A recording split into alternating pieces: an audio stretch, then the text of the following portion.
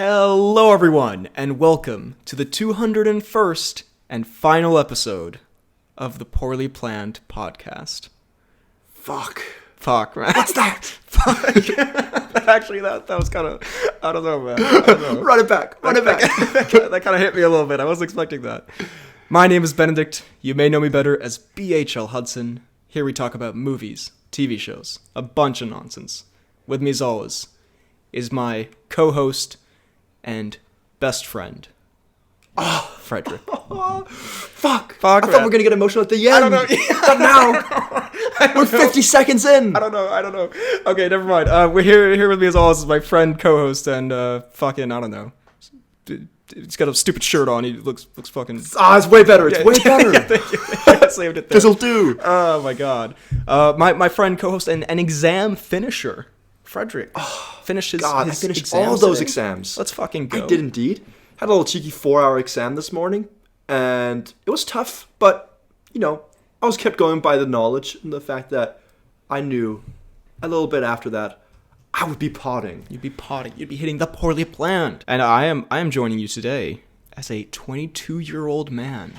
With it having celebrated your grandpa-esque birthday yesterday. I did get a message from a friend that said, "Congrats on the big 50," which was not appreciated, but and it's giving you mixed emotions given how you hate old people. Yeah. I'm slowly becoming one. I don't know what to do with myself. Self-loathing?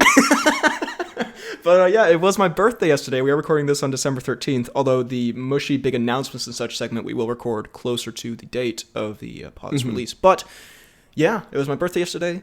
Was pretty fucking great. Just had a good time. Had a few drinks. It's a fun vibe. A few drinks, you say? Well, Herm. Well, let's not get into it. Still completely fucked. I'm recording this from the floor of a jail in the cell. Pub? Oh. Yeah, I got a few drinks in me. Arrested for aggravated, violent, drunk assault. Triple homicide. Yeah, last night I got drunk and went kind of goofy on him. Literally Grand Theft Auto running through an elder care. God, a wonderful and somewhat grim opening to the final episode. But yeah, today we're here to do the classic end of year pod. God, I do always love these. These go. It started off just kind of as a little bit of a, I don't know, bit of a throwaway, silly episode where we just got incredibly stupid, and then just yes, it's been a returning thing. I think the first one we did in 2017 was it was one of our goofier episodes at the time. Now it pales in comparison to what we do now. Of course, we're goofy on the daily, but yeah, I don't know. We got real silly with that one. I think we did a Tom Cruise cocaine bit. Maybe that'll recur here. Who knows? But who knows? But this is, it's kind of a crazy episode because not only is it the last episode, and we'll get all mushy. It's also the end of year episode. It's also, dare I say, ho ho ho. It's the Christmas spectacular. Oh Lord. A very Good God. appropriate response. Does horny Santa Claus return? Yeah. Okay, can I just say this? I was trying, because people have requested we bring back the amazing comedic bit of, I believe it was Seductive Santa, or somewhat sensual Santa, something along those lines. I was trying to find the pod in which we did it. I genuinely couldn't find which fucking pod we did that thing in, so I don't really know what it was. I'm pretty sure... It's all just a memory that's been implanted in me. Yeah, we never did that. I think it had something to do with Santa shoving, gifts up your chimney, if you know what I mean. Something along those lines. So, I don't really know if we can recreate the magic of that or bring that back, but if you have any, seductive Santa takes throughout this. Any seductive Santa quotes, I'll hit you with. But anyway, before we get into all that, yeah, God, there's so much going on this episode. I'm kind of all over the place. I'm very hyped. But there are time codes down below. We're doing our awards, end of year things. It's going to be a lot of fun. Before we get into that, I feel like it's only appropriate that we have an anecdote in the final episode. Anecdote, you dare say? These anecdotes have been a big part of the pod. And dare I say, I have, in fact, the most insane and intense and thematically complex anecdote anyone's ever heard to tell. Okay, is this where you reveal that the first 3 minutes of this pod were actually real, what we talked about? No joke. Actual crimes occurred. No, it is in fact. It's such a nothing anecdote, but in a way, that is in a way I think grand cinematic complexity. You said. Yeah, in a way I think it is the most befitting for the final episode of the Poorly Planned Podcast. Anyway, I went to a pub the other day. A pub I've never been to. Full stop. Craziness. The crowd goes fucking nuts. This is the moment they've all waited for 200 episodes. They all stand and applaud. I went outside. He got some vitamin D. So I go to this pub that I've never been to before. It's quite a nice pub. It's kind of, I wouldn't call it like fancy, but it's it's pretty. It's semi-fancy vibes. Yeah. And anyway. There's no build up to this story. It's so nothing. Anyway, I go to use the bathroom in this pub, and I do my thing. That's great. That's it. That sounds so incriminating. When I go to flush the toilet, I press the flusher thing, and it makes an enormously loud cartoon fart sound effect. Flush the toilet, and it caught me so off guard, and I just walked out. There was a guy waiting, and I looked at him so sheepishly, and then I just walked away. So I had to tell the story of the pub with the toilet. Makes a fart sound. The greatest anecdote of all time. Yeah, right. What will be remembered for years to come. Damn. Yeah. So anyway, that's what I've been up to, I guess. That would shock me. Right. Anyway, unless you have any similarly super epic anecdotes. I've got nothing that could rival that. That's fair. That's fair. It'd be hard to. I had to save that one for the last episode, But with that said, let's fucking go into the topic. So big spoilers ahead for 2023 movies. We'll try not to spoil anything super explicit, but without giving another warning. But, general certain things, like if you don't know what happens in Creed 3, it came out a while ago. Come on. Give me a break. We're going to be talking Get over it. Our favorite our stuff that happened in film this year. There are still a lot of films that we haven't seen yet, specifically sort of like awards contenders that come out later, but also AKA Wonka. Yeah, AKA the Oscar blockbuster vehicle that is Wonka. Also the similarly acclaimed Aquaman 2. The Kino giant that is FNAF. Best believe the Kino giant that is FNAF will make many appearances on this in this podcast. But with that said, let's just fucking get into it. Starting with an appropriately negative award, most disappointing movie. Ooh. Okay. All right. Okay. Bet. There's been a few stinkers. I can't lie. Yes. I definitely know what my most disappointing movie I think is. I don't think it's the worst one, but probably the most disappointing one. What are we thinking? What you cooking over there? So I've been cooking, right? And the recipe leads to one food and one food only. Ant-Man Quantumania. Ooh, interesting. I won't lie, because I wasn't super hyped for it. There might be one that I'm forgetting, but I wasn't super hyped for it. But the trailer was kind of epic, I thought. With the Elton John song. The Elton John song kind of got me. So I was like, I was optimistic going into it, and it just turned out to be a big old pile of doo-doo.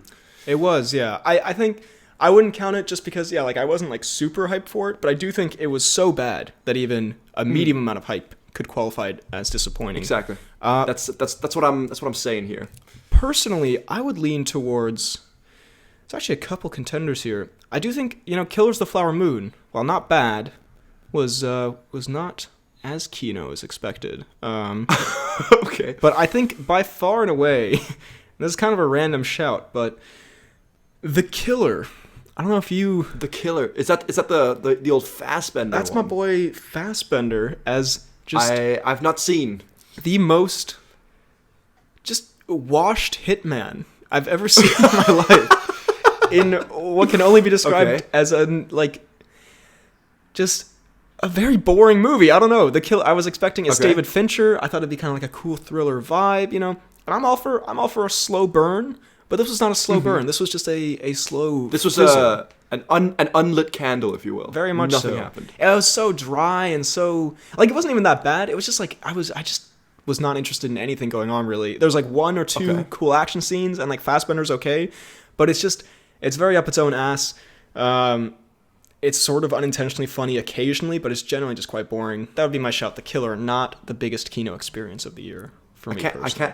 I can't say I've seen it, so I'll have to take your word for it. But you have mentioned before that it was kind of mid, kind of dry, just a Ritz cracker with no water. You feel me? God, do I feel you? Not what you want to be eating. But on a more positive note, we're gonna try for something here. We're gonna go best action scene of the year. Ooh, best action scene. Okay. Best action scene. I can throw out some names for you here. Some titles. Throw out some contenders, please. We got I'd say we definitely put John Wick 4 in there. Although we now? You were not. I remember you were not a big fan of the Wickathan 4. Yeah, I mean, okay. Let's be honest. The action scenes are incredible, so I accept that they're on this list. There's that part where they do the top-down camera movement, and it follows him around the room. There's the part where he fights that big fat guy in that nightclub. Come on, you love a big fat guy in a nightclub. I think you could definitely put Across the Spider-Verse in there for some of it. Ooh, I like that. Of course, I do think it might be a runaway. You know what? Actually, yeah, no, I have my pick for sure, and it was definitely enhanced by the cinematic experience of viewing it, but when you and I were in fact in the back seat of Tom Cruise's car, the small little yellow Fiat looking thing. Yes, and he drove us around Rome in a 4DX cinema, and we were flung from side to side. That was and whenever he hit something, we were punched in the back. It was kind of fucking epic, I'm not gonna lie. When he went down those stairs and our seats really went that shit was kind of awesome. Look, independent of that, it is an amazing action scene. I think probably the best action scene in that movie. But on top of the 40X, you can't beat it. Yes. Yeah. When you said Spider-Man Across the Spider-Verse, I was like, yeah, when he's like escaping the kind of thing with all the Spider-Men, or some of the fights he has with the Spot, I was like, okay, this could definitely be it. But now that you mention it, the absolute insanity that was the Rome tour. Yes. I think I'll have to overall experience in an action, because I almost felt like I was in there, as it was happening to me, because of the actual freaking pain we were put through. Yeah. So I think I'm gonna have to agree with you on this one. And in a movie that might have been not mid, but maybe not amazing otherwise. Mm-hmm. It's kind of impressive that it has the best action scene of the year. So I think we should. It's true. Give it its flowers. I say credit where credit's due. We now hit best performance, which don't best worry, overall performance will closely be followed by worst performance, where we can get back to our negative hating ways. We quickly get a list up of 2023 movies here. Sure. Just so I'm kind of on it, I mean, the obvious pick, because again, we haven't really seen many of the Oscar contenders yet. So the obvious pick, a lot of Oppenheimer cast members were pretty excellent. There's a lot of they were. I did see a film called Past Lives, which was very good. It was quite a low key kind of emotional, semi-romance, semi-life reflection, whatnot. But it does star the granddaughter of Tran from New Girl, if you remember her. Oh, yes, I do. Greta Lee, and she's very good in it, as is everyone else in that film. So, honestly, my pick would probably be one of them. All right, fair enough. But do you have any other shouts? I'm just sitting here thinking, and I'm not going to give it as best performance of the year, because that wouldn't be great. But But Freddy Fazbear did go kind of hard. Josh Hutcherson, or whatever his name is, he did get kind of crazy in that one. Kind of moved. I really did enjoy some of the acting done in Guardians 3. I don't know if it's the best acting, That's but a good show. I think Peter Quill kind of rocked it. And Rocket, I know that's it's mainly or only voice acting, but again, I liked it. So I can't think of anything that specifically rivals that right now. I don't think. Apart, we've got what did we just say? Oppenheimer and stuff, and there's undeniably great performances in that. But I think for me, I'm gonna hit you with a Peter Quill in Guardians. I respect that. That was really good. He does have that one part where he screams and yells a bit, and it was quite emotional. Yeah, he's got some saliva coming out. It looks a little gross. Yeah, not my favorite Pratt moment of the year, but a very moving one. That's the next category. Moving Pratt moment. Most moving Pratt moment. It comes somehow in, I don't know, Your cocaine ass. there. Comes somehow in my ass. That's exactly what I was gonna say. You took the words right out of my ass. But we're gonna hit a worst performance now, and look, I have like a realistic answer here. There's been some bad ones. There have been. I have like some real answers, and then I have some boiling hot takes, which will need some explanation. But Okay, I'm here for it. real answer, I'm gonna say. I mean, it's gotta be. I mean, Josh Hutcherson from Five Nights at Freddy's is like. I mean, I got nothing against the guy. Definitely not great. I'm sure he's a lovely guy, and he's not like. I think it's. But more, the boy cannot act. I think it's probably more the character, and like he's just written as just like the most uninteresting. Like I guess he's not like the acting isn't what stands out in that film is like terrible. Like he's fine, or whatever. But I guess the character was just so annoyingly, like not likable that I don't know. I do have I mean, I don't want to say the entire cast of Fast X, with the exception of John Cena, but that could be up there. And Jason was great. Jason was there for a little bit. The Scott Lang's daughter in Quantumania, not great. And we're not gonna hit any. We're not gonna. You know what? For the final episode, I think we should maybe avoid hating on child actors. No, that's absolutely hate on some child actors. Which one were you gonna say? There was not gonna be any hate, but I do recall posing the question in regards to the latest Indiana Jones film that they must have auditioned a lot of people for that role. So I was just confused how they came to the decision to land on the one that they did. How they decided to choose the worst actor in the world no. for the role. That's what you're saying. He's a kid. He's tried his best. But we'd be remiss if we didn't mention one of our favorite traditions, which is, I guess, hating on child actors, which is not a thing we do. I'm sorry. We hate on old people. We hate all ages here. What are you thinking over there? I don't know, because I'm trying to remember all. Let me get my Letterboxd up here as well, because I feel like there's one burning thing. I do remember you talking about someone you did not like, although I don't know if it was more the character, but please tell the me. Hunger Games film. Yes, I was. See, again, I don't know if that is just the character or if it's the acting. I just thought the acting just didn't really fit sometimes. I thought the accent of, what was her name? Rachel, the main girl, Zegler. Rachel Zegler. I don't know who greenlit that, but it was just it was not good, and it distracted from it. So that is definitely a contender. Let's see here. It won't load my movies, which isn't great, but I didn't love. I forget. Remind me if this came out this year. Did Knock at the Cabin come out this year, or was that last year? It did. I think it did. Yeah. Yeah. Knock at the Cabin. The return of Rupert. The Grint comeback we've all been pleading for. The thing we were all missing. Yeah, the Grint comeback, very underwhelming. Just kind of there. God. But again, that might not have been his acting. That might just have been the fucking hype around it that just turned into just the complete nothingness that was the Grint return. So I'm gonna give it to Rachel Zegler. Okay, but it could have been more the. It could have been Rupert. I say we go. Do we go? Oh wait, real quick. Actually, worst performance. This is definitely not the worst performance, but I just want to point out. Okay. For two very keynote actors to deliver these performances in films that are very well regarded, I just think it. You're not expecting great stuff from FNAF, but you're expecting a lot better from both Matt Damon and Oppenheimer, who did kind of just play insane military man from a different movie. You've got this weird hatred for Matt Damon in that movie. I do, and I love Matt Damon, so I don't know why that's coming up.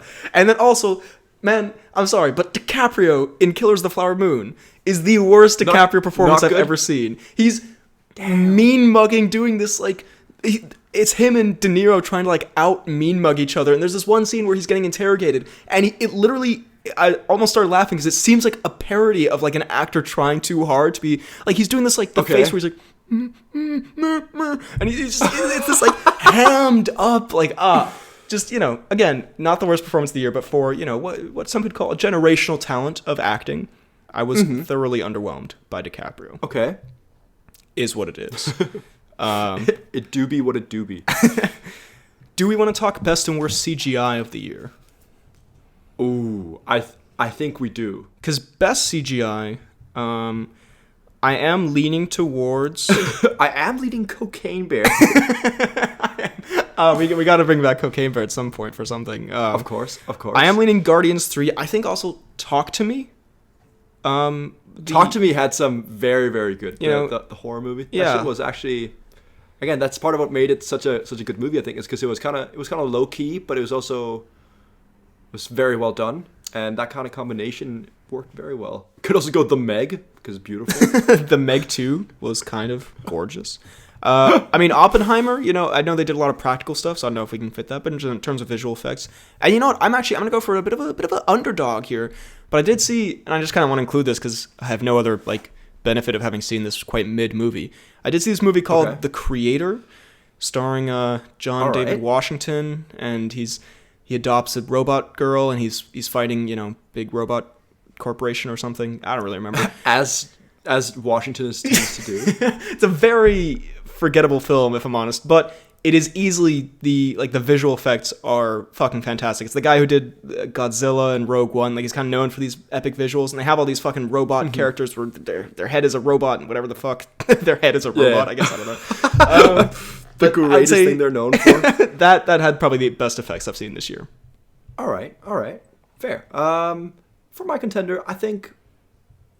Yeah, I mean, Talk to Me and Guardians, as we already said, just great. So I'll probably go with one of those because I both enjoyed them and they were very, very good. So I will, between the two, let's go Guardians because it was larger scale. Fair. In terms of worst CGI, for me, it's a very clear two-horse race here, if that's a phrase. Oh, you've made it one. We're going either Ant-Man and the Wasp, Quantumania, or a film I did actually very much enjoy, The Flash, which had like unspeakably bad effects. But then also, Quantumania had MODOK. Among other things. MODOK was kind of goated if you think about it. But in another Don't lie. way. Did you not love when MODOK showed up? I mean, to be fair, he did kind of improve what was otherwise a really boring, terrible film by being so bad he was kind of epic. But that's what I'm saying. I don't know. There was also not the self-awareness that one could have maybe done such a terrible effect with. Like, it did seem like the joke was more like, isn't this such a weird creature of the crazy quantum realm? And not, isn't this just what's his name's MODOK face? guy looking fucking disgusting. Yeah, his PNG image stretched over like a green screen or whatever. Like, I don't know, but The Flash does have some stinky CGI people, which also, by the way, you know what? I think I might go The Flash because Ant-Man and the Wasp: Quantumania is a terrible movie, regardless of if the effects are good or not. The Flash got so much hate. I think mostly, I mean, yes, there's all the behind-the-scenes stuff, but I think mostly because people saw those clips and like the effects and the action are terrible, and the third act devolves into this nonsense, whatever. But the rest of the movie is actually kind of charming in some way, and no one gives it a fucking chance. I sound like a crazy person, like, The Flash was pretty good, and I got laughed out of the film class. So now I'm gonna say it was terrible. Yes, I'm gonna give it the worst award. Everyone hated me for liking it, so now my comeback is agreeing with them. They'll never see it coming. I remember you talking about Shazam not having the best one either. Oh yeah, I never saw Shazam, but it looked all right. Just very that it looked goofy. kind of.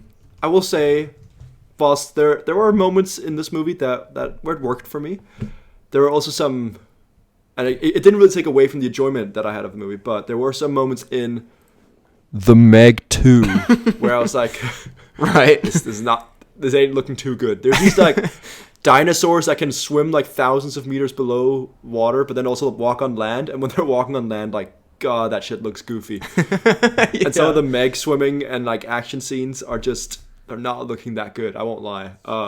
So for me, whilst it didn't take away from the enjoyment, I thought the Meg did have some kind of shitty CGI. Fair. I can very much picture that. Just I can believe that. oh, I don't even have Blue Beetle on my list here. I should put that in there somewhere. By the way, I would also give an honorable mention to the Creed 3 finale when they fight in that void and then suddenly it's a prison cell and it's the goofiest looking shit. Yeah, did not really come across the way they wanted it to. Didn't hit B. Jordan. I say, you know what, do we jump into some of our kind of more pod exclusive awards now? Ooh, some of the patented ones. Because God, do we have a lot. Okay.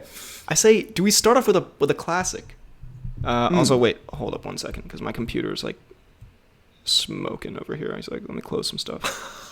About to explode with the thought of having to record a pod exclusive category. About to do the most uncomfortable sex scene award. Ain't no way. Followed by the most comfortable sex scene award. Yeah, that's actually. How have we never had that category? How we never had the category of sex that I've really enjoyed watching. Yeah, the most erotically satisfying movie moment. Obviously, also coming in the Meg 2. Anyway, we are gonna do most uncomfortable / weirdest sex scene, which, if you remember, started as weirdest scene where Eggsy fingers some random girl. Yes. God, do I remember. I think there is, a very obvious contender here. Please. And it might be the only one I don't really know how much sex there's been this year. I think we were discussing... there's been a decline in sex in Hollywood, which is fucked up. Yeah, can we bring sex back, please? But I'm going to say... well, you know what? Okay, there's two categories here.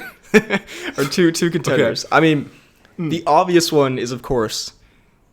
the Sloppenheimer that occurs. The Sloppenheimer. Where, there's multiple. They're getting it on. There's the Ball Bustenheimer. There's Ball Bustenheimer when he sits with his legs crossed and I think, as you put it, pickles his own penis. There's the part where they're making love at the boardroom meeting and Emily Blunt's the Kuckenheimer. The Kuckenheimer. I would say, though, a semi-contender for this as well would be, and this is not at all anything to do with the ages of anyone involved in this, but at the end of Indiana Jones 5.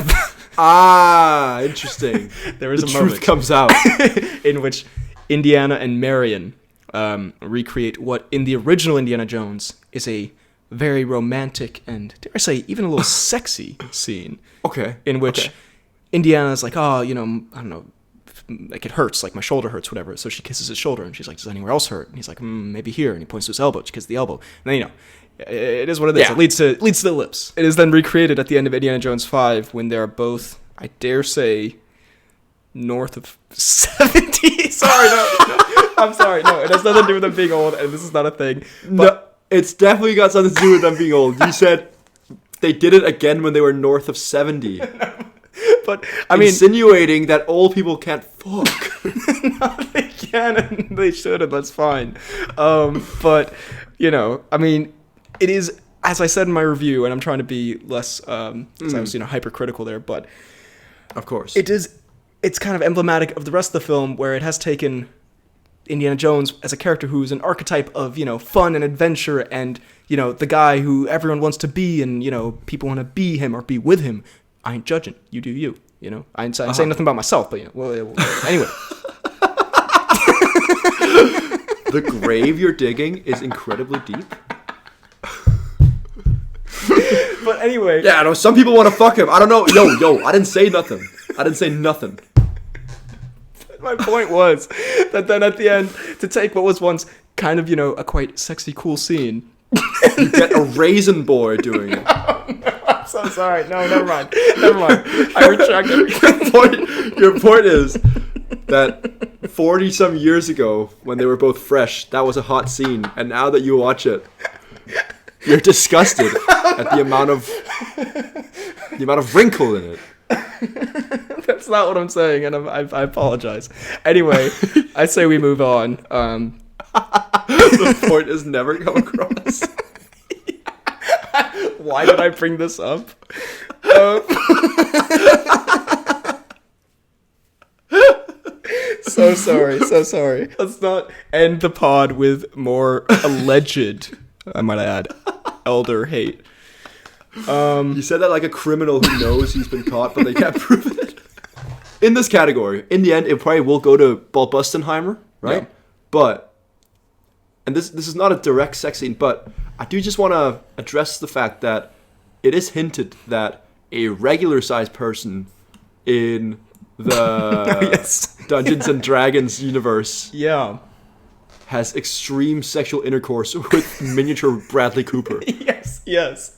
And to be clear, and that's just, again, we don't see it. Yes, but if you haven't seen Dungeons and Dragons, Bradley Cooper does not play a dwarf character. He plays a literal miniature person. A literal mini-me. Yes. He looks like that one like Christoph Waltz, Matt Damon movie where they shrink. Yeah, my least favorite movie of all time, Downsizing, yes. Exactly. That is a downsized Bradley Cooper. Yeah. Just going to town on a life-size vagina. Wow, okay. I feel like this category got a little out of hand in more ways than one this year. I think we should possibly move on. But yes, I agree. That Semi-disturbing imagery. Might be a good idea to move on. Well, we're going to move on to a collection of Tom Cruise categories. Ooh. Because this is something that has been... An appropriate segue.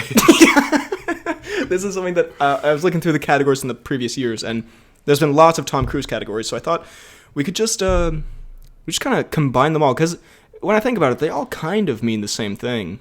So we have Best Movie Where Tom Cruise is on Cocaine, which was from 2017, I believe. Best Scene Where Tom Cruise really Tom Cruises it up.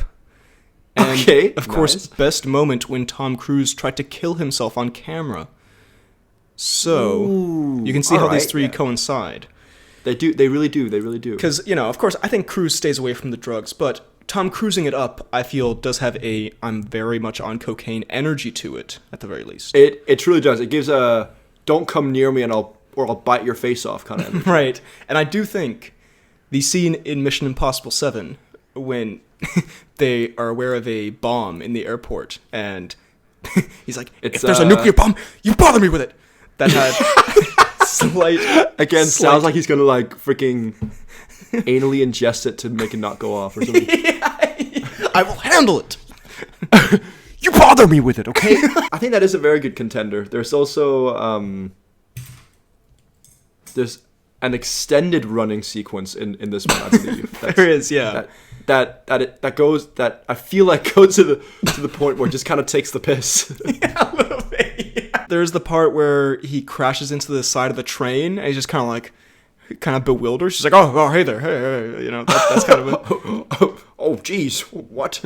Also, him jumping off the cliff, I guess, counts because he's like, Benji, I feel like that's less of like, there's no cliff here. I can't do this. And it's like, Cruise, you've done this every movie. We know what you're gonna do. Cruise, come on, please. Stop teasing me.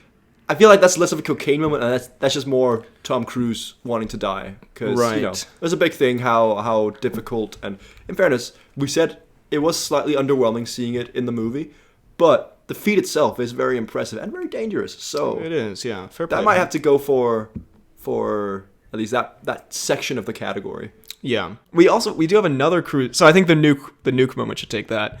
Yeah. We do have another Cruise one, though, here. Movie that would be most improved by adding Tom Cruise.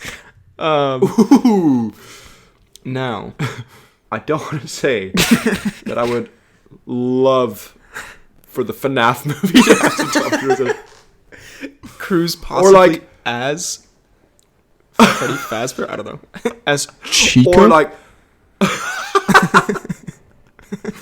Or just a random kind of super small Tom Cruise cameo in Cocaine Bear or something. I was gonna say Cocaine Bear could have been a huge shout. I think that would have been so funny. He's like the park ranger or something, and then just gets mauled. Or if we could put him in the Ray Liotta role, where his guts are eaten at the end.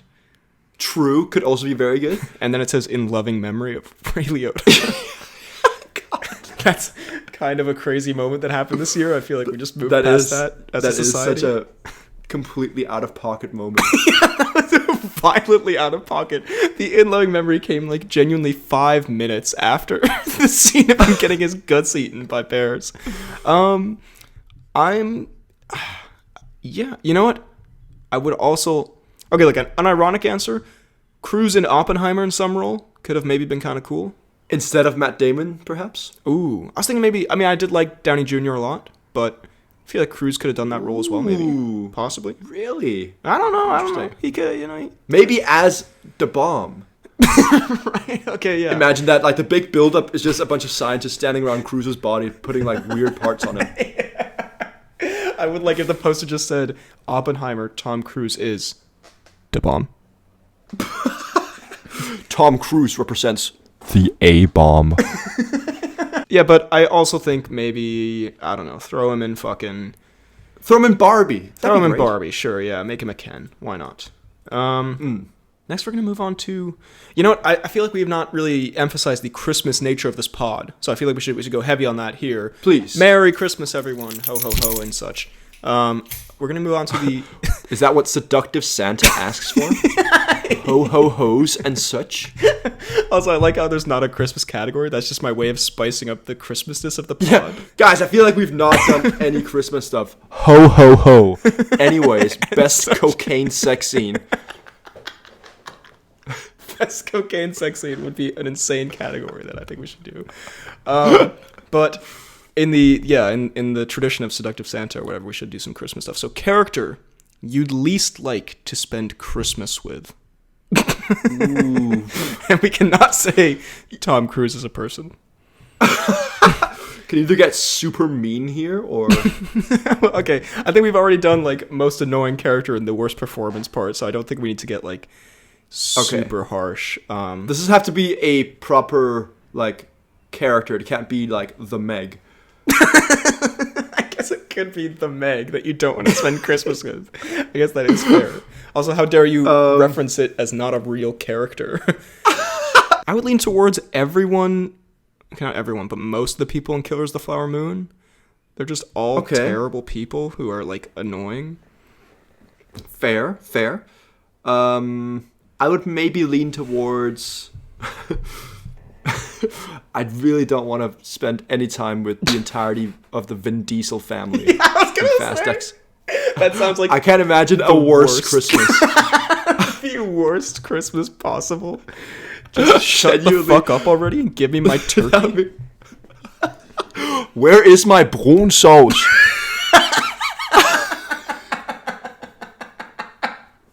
Imagining Diesel in like a traditional Danish Christmas serving brun sauce. Sitting there with the risalamang. Diesel brings out his favorite æbleskiver. Diesel dances around the Christmas tree singing Nu er det jul igen. These are such specific Danish references. Diesel shares a big pint of gløgg. God. No, the Diesel family would be fucking insufferable to be around. Not like the Vin Diesel family in real life, but I mean like the Fast and Furious thing, because that sounded really mean. I mean, I don't want to say Indiana Jones, but I do feel like the one from Indiana Jones 5 would kind of just bum out the entire vibe. Like, I don't know. Just kind of bring it down a little bit. Wonder why? It's not because of his age. It's because he's a grumpy man. He's a grumpy, sad man. And that could happen at any point in your life. True. You know who I also would not want to spend any Christmas with? Batman from Batman the Doom That Got Gotham. Fuck me. The weirdest fucking Batman ever. Is that the one where he gets eaten in the Antarctic and the penguin is there or something? Or he turns into a literal bat or something like that? He turns into a literal bat. But the main reason I say this is because he just seems to have a complete and genuine disregard for anyone who cares about him. In that his like 3 Robins or disciples all die and he does not care. But no, yeah, I think I'm gonna go with the Fast and Furious Familia. I think that's a great shout. We move on to sorry, just some of these categories we've had over the years. I don't know what we were cooking on some of these. The It's Already in the Patient's Mouth Son Awards. I don't even know what the fuck that guy's done lately. What was his name? Sterling K. Brown. Sterling K. Brown. What was he in this year? Like, okay, well, he was in some stuff that I haven't seen yet. So, although last year he was in a film called Honk for Jesus. So I think that's gonna win this year. So 6 years ago he was in Honk for Jesus. So that wins the 2023 awards. The biggest piece of kino of the 21st century. Wait, it has a full title here. Honk for Jesus, Save Your Soul. And he stars as Lee Curtis Childs. What's Sterling K. Brown been up to, man? What's he doing? Such a weird Not much. God damn. My boy fell off.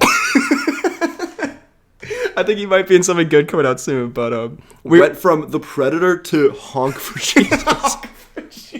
Somehow a downgrade from The Predator, the worst film ever made.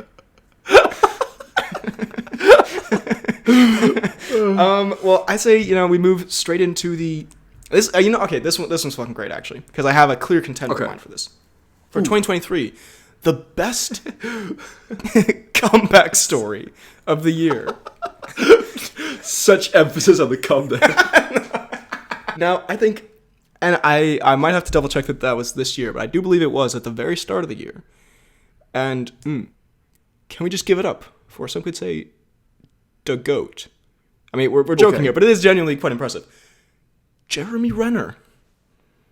Ooh. Is he back?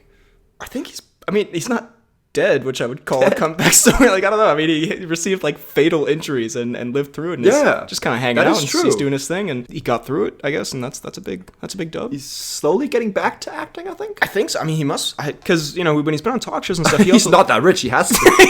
He fucking better, But anyway, so I think Jeremy Renner wins the best comeback story because I think he's probably gonna get back to acting, and if not, just the fact that he's alive, I think that's a fucking tremendous story. Yeah, I mean that's great. Go Renner, man. Big year for Renner. Kind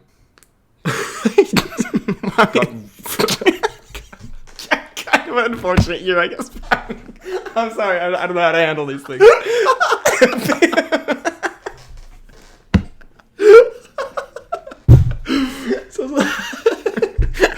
So the fact that you got so real all of a sudden. No, but like, big year for Renner. He's done his best work. This and the Jeremy Renner app are his two single greatest accomplishments. Oh, Jesus. Nah, man, for real, but big year for Renner, man. Sorry, I was trying to be genuine because I think we can joke about it because he's fine, but I also feel kind of bad because it was like a horrific thing. Anyway, he's good. I guess, so that's good. Anyway, moving swiftly on. We have, best death of the year. Ooh, okay. I mean, I hate to say we've already talked about Ray Liotta. And unfortunately, that one does coincide with a real-life death, which I did not intend when I said that. But not great, but kind of an epic death nonetheless. Well, in terms of that being one of his final on-screen, I think he's the best part of that movie, honestly, like besides the actual bear itself. And that death, even if you take aside the juxtaposition to the In Loving Memory title card at the end, I think that is just kind of a hilarious, pretty cool death for a villainous character. It is. In terms of other deaths, I don't remember if she fully dies, but the Hulk-esque smashing in the Dungeons and Dragons movie was kind of enjoyable. Yes, that is very good, actually. I don't remember as I said, I don't remember if she died from that or not, but that was definitely a villain beatdown that was very satisfying to watch. That was great. I mean, technically, spoiler alert for John Wick 4, kind of supposedly John Wick dies, but it seems like they're making another one. Also, it wasn't. Also, I didn't like that death. Like, my boy he survived so much, then a shot to like the gut. Like, come on now. Yeah, I am gonna. I hate to give an honorable mention here, but I might have to Mama Creed from Creed 3, which we kind of ruined for ourselves by doing, I believe, an extended Lil Duke bit about it. But because it was quite a sweet and moving scene. I'ma have to give it to Mama Creed. Great job. Big year for her. Truly some of her best work. Yeah, that was pretty good, I guess. Sure. But all the little duking kind of negates it, yeah. I think. I would go with, what was the first one we said? Ray Liotta Ray Liotta. in Cocaine Bear? You're going Ray? Okay, I can definitely get behind that. I'm gonna go Ray Liotta or the 4 deaths in Knock at the Cabin. Okay, all right. Because they're just kind of so random, especially the Grint death. Grint having a bad time in that movie. Grint, not some of his finest work, it must be said. We move on to a category that is a new one for this year specifically. So get ready for this very exciting new award. I call this excited. one the I'm Him moment, also known as the Big Dick Swinger Award. The I'm Him award. Now, I do have one specific one in mind when I wrote this. Please. And it is, in fact, one of the only redeemable moments in an otherwise terrible film. It is when Hank Pym emerges with his ant army, and he does just, like, the coolest walk. Does the most swaggerful walk in the world. Wait, I did think Big Dick Swinger when he did that, so that is what I would go with there. Okay, I can definitely 1,000% get behind that. There is also a certain, big dick energy about surviving as long as Harrison Ford has. That's very true. I'll give you that. Yeah, there is that. I also think that there is some nutty. I wish you'd seen it because you'd get some of these. But like the Meg 2, there are some nutty big dick energy moments from Statham and the dad in that. So I don't know. There's certain contenders. I do need to see the Meg 2. I also think, speaking of Statham, an underrated. Well, actually, it was kind of a nothing movie, but an underrated contender for this in the film Operation Fortune. Hugh Grant saying, "I'll have a cocktail, hold the tail," or what does he say? He says something along those lines. He doesn't say that. That would. No, that's it to him. Sorry. The greatest I'm Him moment in cinema. Please give Can me I have a dick? cocktail minus the shot? Please give me some penis. But I think the fact that is asked of Hugh Grant or something, I can't remember what the fuck happened there. But It's Aubrey Plaza who's trying to flirt with him Yes. whilst being a spy. She's like, Yes. I'll have a cocktail minus the tail. And Grant And does a little Grant face. just like nearly chokes on his own freaking dick. But anyway, I think we should stick with the Hank Pym one. I think we kind of don't think this one went so well. Let's not go into Hugh Grant territory here. We move on to one of my favorite categories of the year. Movie title that describes Freddy. Ooh. Now. Yes. Okay. Is this you do me and I do you? Okay, well, How about, okay, we can only each pick one so we don't repeat. Okay. What the other So side. I'm choosing one for you here, yeah? Yeah, sure. I think I have one for you. And I'll do my very best not to go with Wonka. Damn it. And these have to be movies we've watched. We're not going to search up. No, it can be anything. The one I picked Anything. is not a film that I've seen. Oh, okay. Then give me just a little bit of time. All right. I've got one. Okay, well, for you, I was thinking I would attack your world famous impotence, and attribute you with the film No Hard Feelings. Ah. So I thought that was I see. appropriate. Yes. I see you. So I found one that I think would just like describe your say like if you were a superhero, I think this would be your superhero name. The Human Surge 3. The fuck? I've never heard of that movie. The Human Surge 3. I mean, for you, I was also thinking possibly Missing. And finally, returning to your sex life, I think I could also attribute you with the film Bottoms. So I think we've... in a similar fashion, I would like to, I think, two of these very much to do with your sex life, and the first one is how you approach women. talk to me. Yeah, okay, that's fair. That's fair. And then the other one is mainly your sexual proclivities, which I would say fit very well with Murder Mystery 2. You know what? I get that. I see that. Bet I see that. God, we have so many fucking categories, and we've already been going for so long. I don't know how we're gonna do this. Do we do a little bit of a speed round, maybe? Ooh, up to you. I'll let you lead. Well, we got to do the You Tucked In There award. Of course, please. I don't know That's what the most important award. Keegan-Michael Key or Jordan Peele have been up to this year. But way too much. well, Keegan-Michael Key was in both. It was in Toad. Was in the Super Mario Bros. Movie as Toad. Was in Keegan-Michael Key was in Toad. Was in Wonka and Migration. So I think he's got to pick up the award this year because Peele kind of be lacking, if I'm honest. He really do be. 2023 he did nothing, bro. Apparently he's like teaming up with like Hideo Kojima or whatever his name is, like who does video games. Yeah. So possibly a Peele video game in the future, but Ooh. you know.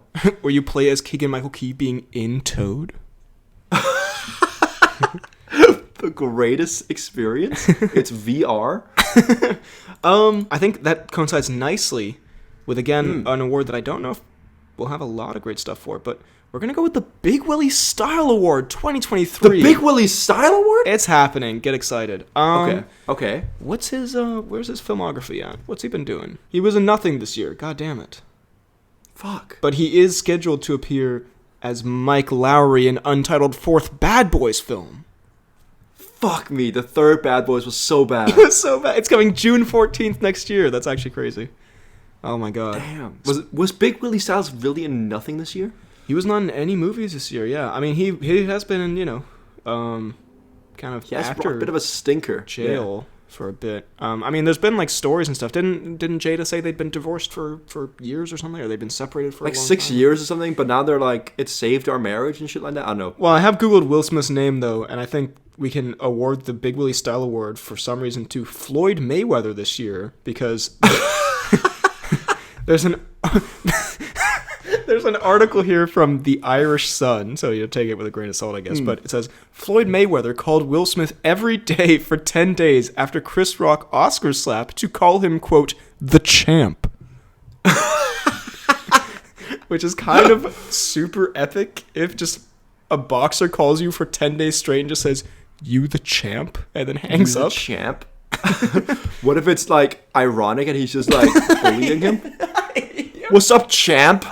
Yeah, no, okay, fair enough. So here you go, Floyd, I guess. Best moment where Dwayne should have died, in parentheses, the it didn't hit any vital organs award. Yo, actually, can we low-key give this to Jeremy Renner? Because I feel like that's a it didn't hit any vital organs type performance. I feel like it did hit all the vital organs. Every vital organ, actually. You know, the whole point of that is that, like, you know, he walks away unscathed. Yes, you're right. Never mind. The point of this award is someone who is, like, hit with something that should definitely kill them and is, like, not just not killed, but is completely fine.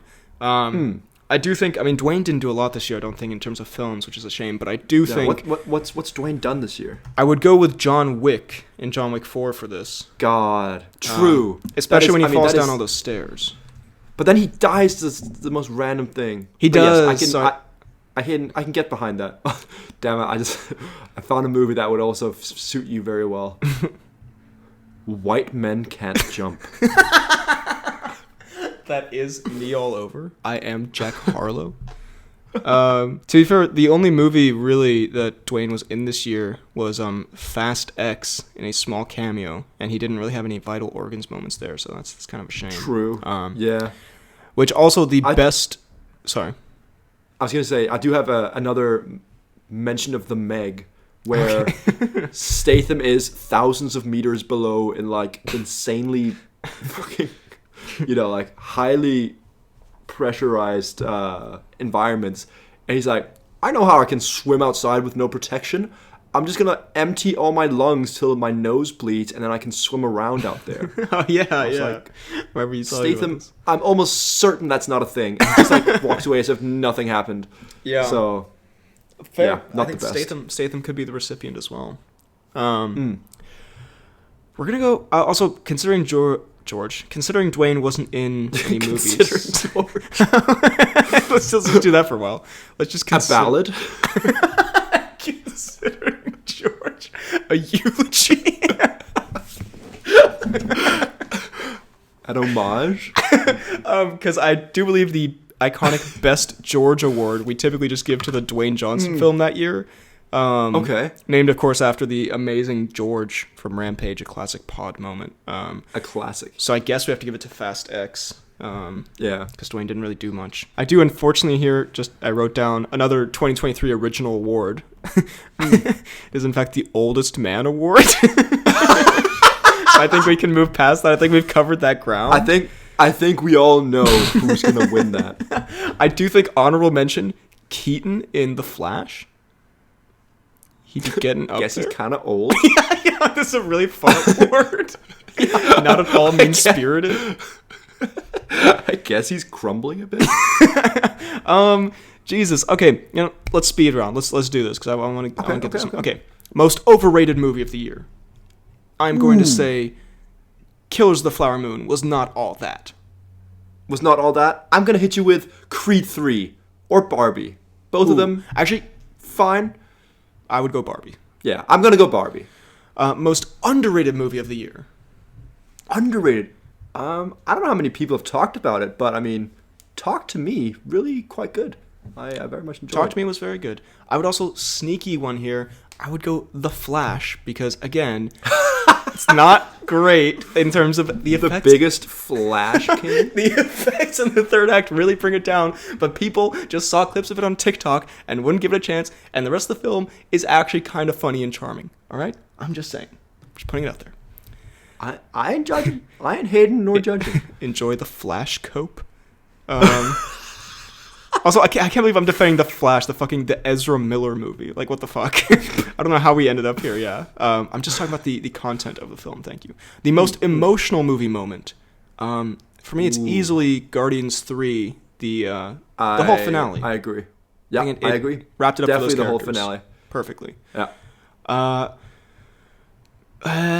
Best villain? Best villain. Okay, we've got a few options here. I think Jason Momoa, pretty good. You know what? In an otherwise garbage movie, he was one of the better parts of it, for sure. Kind of carried. Across the Spider-Verse? Across the Spider-Verse, The also Spot. very good. The Spot, and also like Miguel is a bit of a gray area, you know. That's true. I think not MODOK. Fuck. I think MODOK, the greatest villain. I think what's his name? The Creator or something in Guardians as well. Also pretty good. Oh yeah, he was solid. You know what? And yeah, I'll say a nice word about Indiana Jones 5. Does star our boy Mads Mikkelsen, as the villain. Might give a little shout for him because he's Danish, so we appreciate him. Fair. I think the Meg, reliable. Classic villain. But yeah, I'm gonna go The Spot. Why not? Actually, the Meg kind of go hard. You know what? I'm gonna hit you with the Meg. Let's talk biggest clown of 2023. Is this on screen or? Well, last year I think we gave it to Will Smith for just his general year. So I think I have a kind of unconventional shout for this. Obviously, I think one could go Ezra Miller, but I do think most one definitely of could. Their offenses were in years previous. I don't really know if any of the stuff was happening this year specifically. Not that excuses anything, but just for 2023 Clown of the Year award. I have a kind of an unconventional take here, and this is not like a person who has done anything like terrible or like an actual criminal act or anything. But I think just generally, and I'm pinpointing a larger thing on one person here. It's kind of unfair. I might go Kevin Feige in 2023. Ooh, I'm not saying it's nothing against him personally, but in terms of the MCU brand and how far it has fallen in the cultural zeitgeist in the past Okay. 3-4 years, especially given 2023 when there were some kind of washed shows, some underperforming movies. Ant-Man and the Wasp: Quantumania, the first year since fucking like 2013, 2012, when I didn't see an MCU movie in the cinema. I didn't see the Marvels because I was just not interested. And yes, Just not it. I'm a grown man, so that also probably changes things. But I just think the general state of Marvel Studios currently, I'm not saying it's Kevin Feige's fault specifically, but if you got to point that on one person, that might be the biggest clownery story of 2023. So we might put it on Kevin Feige for the award. Ooh, okay. Man, there's so many good ones here. I don't want to skip over any of them, but I think we might have to. Let's go for it. Okay, let's keep speedrunning. Worst ending. Worst ending. Probably Quantumania, when they gets beat by a bunch of ants, and then although the ending where he's like wondering if he fucked everything up is kind of funny, I guess. The Batman movie where he turns into a bat. Yeah, shit was goofy. That's a good contender. Yeah, I don't know. I might also. Knock at the Cabin. Knock at the Cabin kind of does goofy this whole ending. thing, and then it just happens. It's just exactly what they said. Sure. Also, this is not an ending thing, but I do want to go back to the big dick swinger moment from earlier, where I'm going to throw in Michael Jordan in the movie Air, because I watched that movie the other day, and it is just an hour and a half of them just like, I hate to use the Gen Z terminology, but just glazing Michael Jordan for they're glazing. I'm sorry, but they're just like, it's an okay movie. It's very unremarkable. It's like kind of fine, I guess. But there's one scene where Matt Damon's just like sucking the nuts of Michael Jordan, and it's like oh, come on, man. He's giving him this empowered speech about how like, you're the future, you're gonna be and they're playing clips of what Michael Jordan went on to do, and it's not even the ending. I thought this big fucking Matt Damon jerking off Michael Jordan speech was like the end of the film, but it's just like, it's in the middle of the film. It's just like, you're gonna be the greatest fucking person I've ever fucking seen in my life. Now fuck me. Now let me get a piece of that. Like, I don't know. So I think a 12-minute extended cut of Matt Damon blowing Michael Jordan then ensues. But it's present day Michael Jordan for some reason. It doesn't fit the continuity of the film. He's had a vasectomy. He's shooting air. That was good. That was really good. Thank you. Thank you. I'm here all week.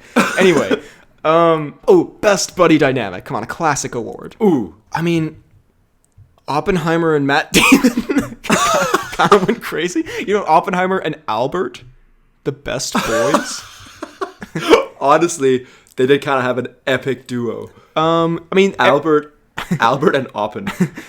All the characters in Dungeons and Dragons kind of had a really fun dynamic. I liked because that's got that kind of quest feel to it. I'm definitely gonna choose that as my pick. I hate to say I did like the double Barry Allen dynamic in Flash a little bit, but I'm not gonna, that's kind of heavy on the Ezra Miller stuff, so I'm gonna for all the Ezra Miller stuff we talked, your favorite duo of the year is two of them.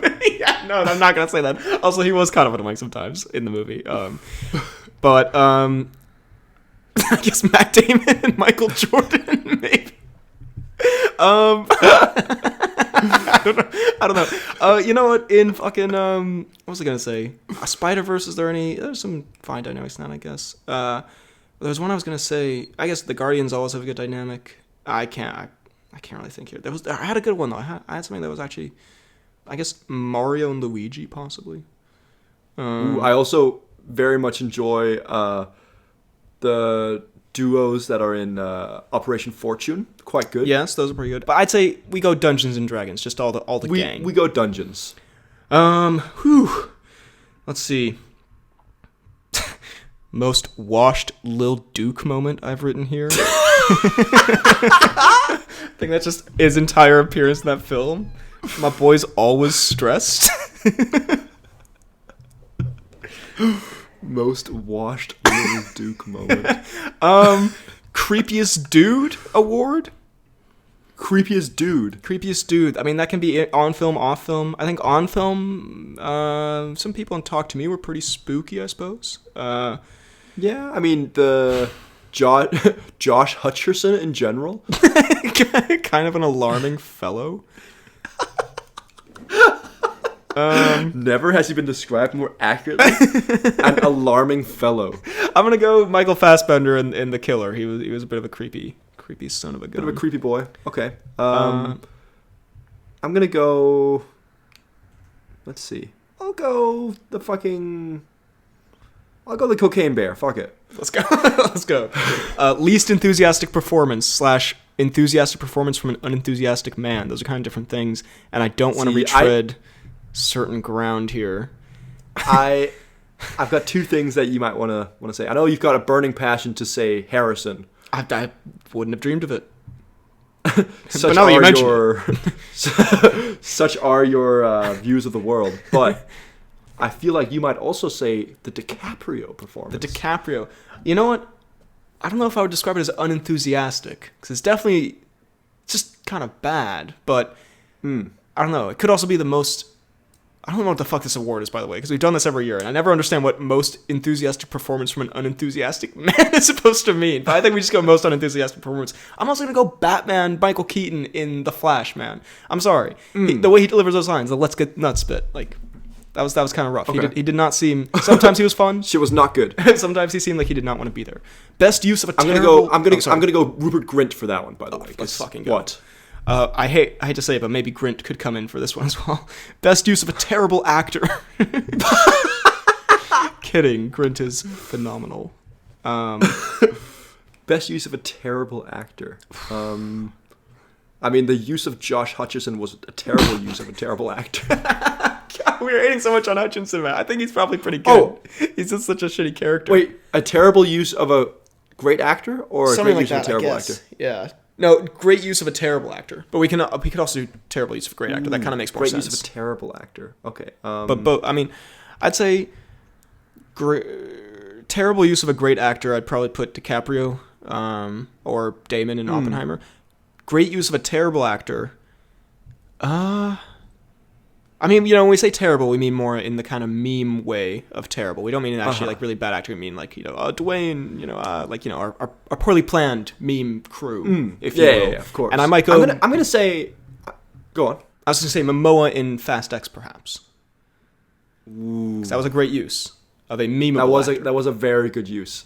I might go Statham in the Meg. Oh, there you go. That fits the bill perfectly.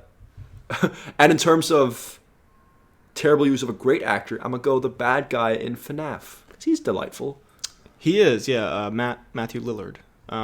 Yeah. I do also think Statham could fit for this one. Baldest actor. God, we got some contenders here. some great categories. We got some bald boys. The baldest of boys this year. So we got Diesel, of course. Yeah, who is literally a thumb/egg. Yes. We have Statham, who's also Statham. quite bald. Yeah, but Statham got a little bit of that side thing. He's got some stubble on the top there.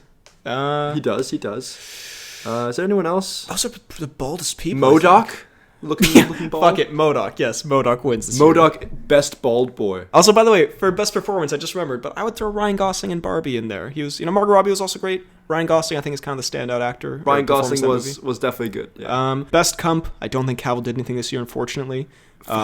Worst line of the year, probably something in FNAF. Best cameo, definitely Albert Einstein.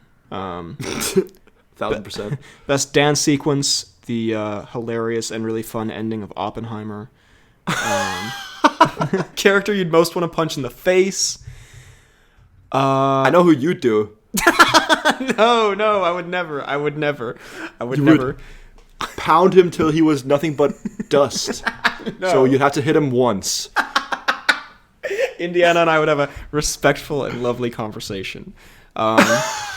Most cringe moment. Okay, we're getting down there. We only have 3 after this. Most cringe moment. Okay. I'd say most of FNAF. Not even kidding. I know we've put a lot of FNAF stuff. But I was actually active. FNAF kind of shit. I was cringing throughout. I was like, I remember I was kind of embarrassed to be there. I was like, man, I really did this to myself. There's some moments in Ant-Man Quantumania that got me cringing a little bit. Yeah. Not MODOK though, or the Hank Pym dick swinging scene, or some other ones. Some of the boxing in Creed 3 was kind of goofy when Dame does that unconventional guard like this, and he just looks like a complete clown. And as a boxing aficionado, That guard I know would that would never- get him knocked out. Would never stand up to my power. But I'm gonna go for most of FNAF, honestly. I think Most of FNAF, fair enough. I'd say least cringe moment would be the I want a cocktail, hold the tail part. that is such a good moment.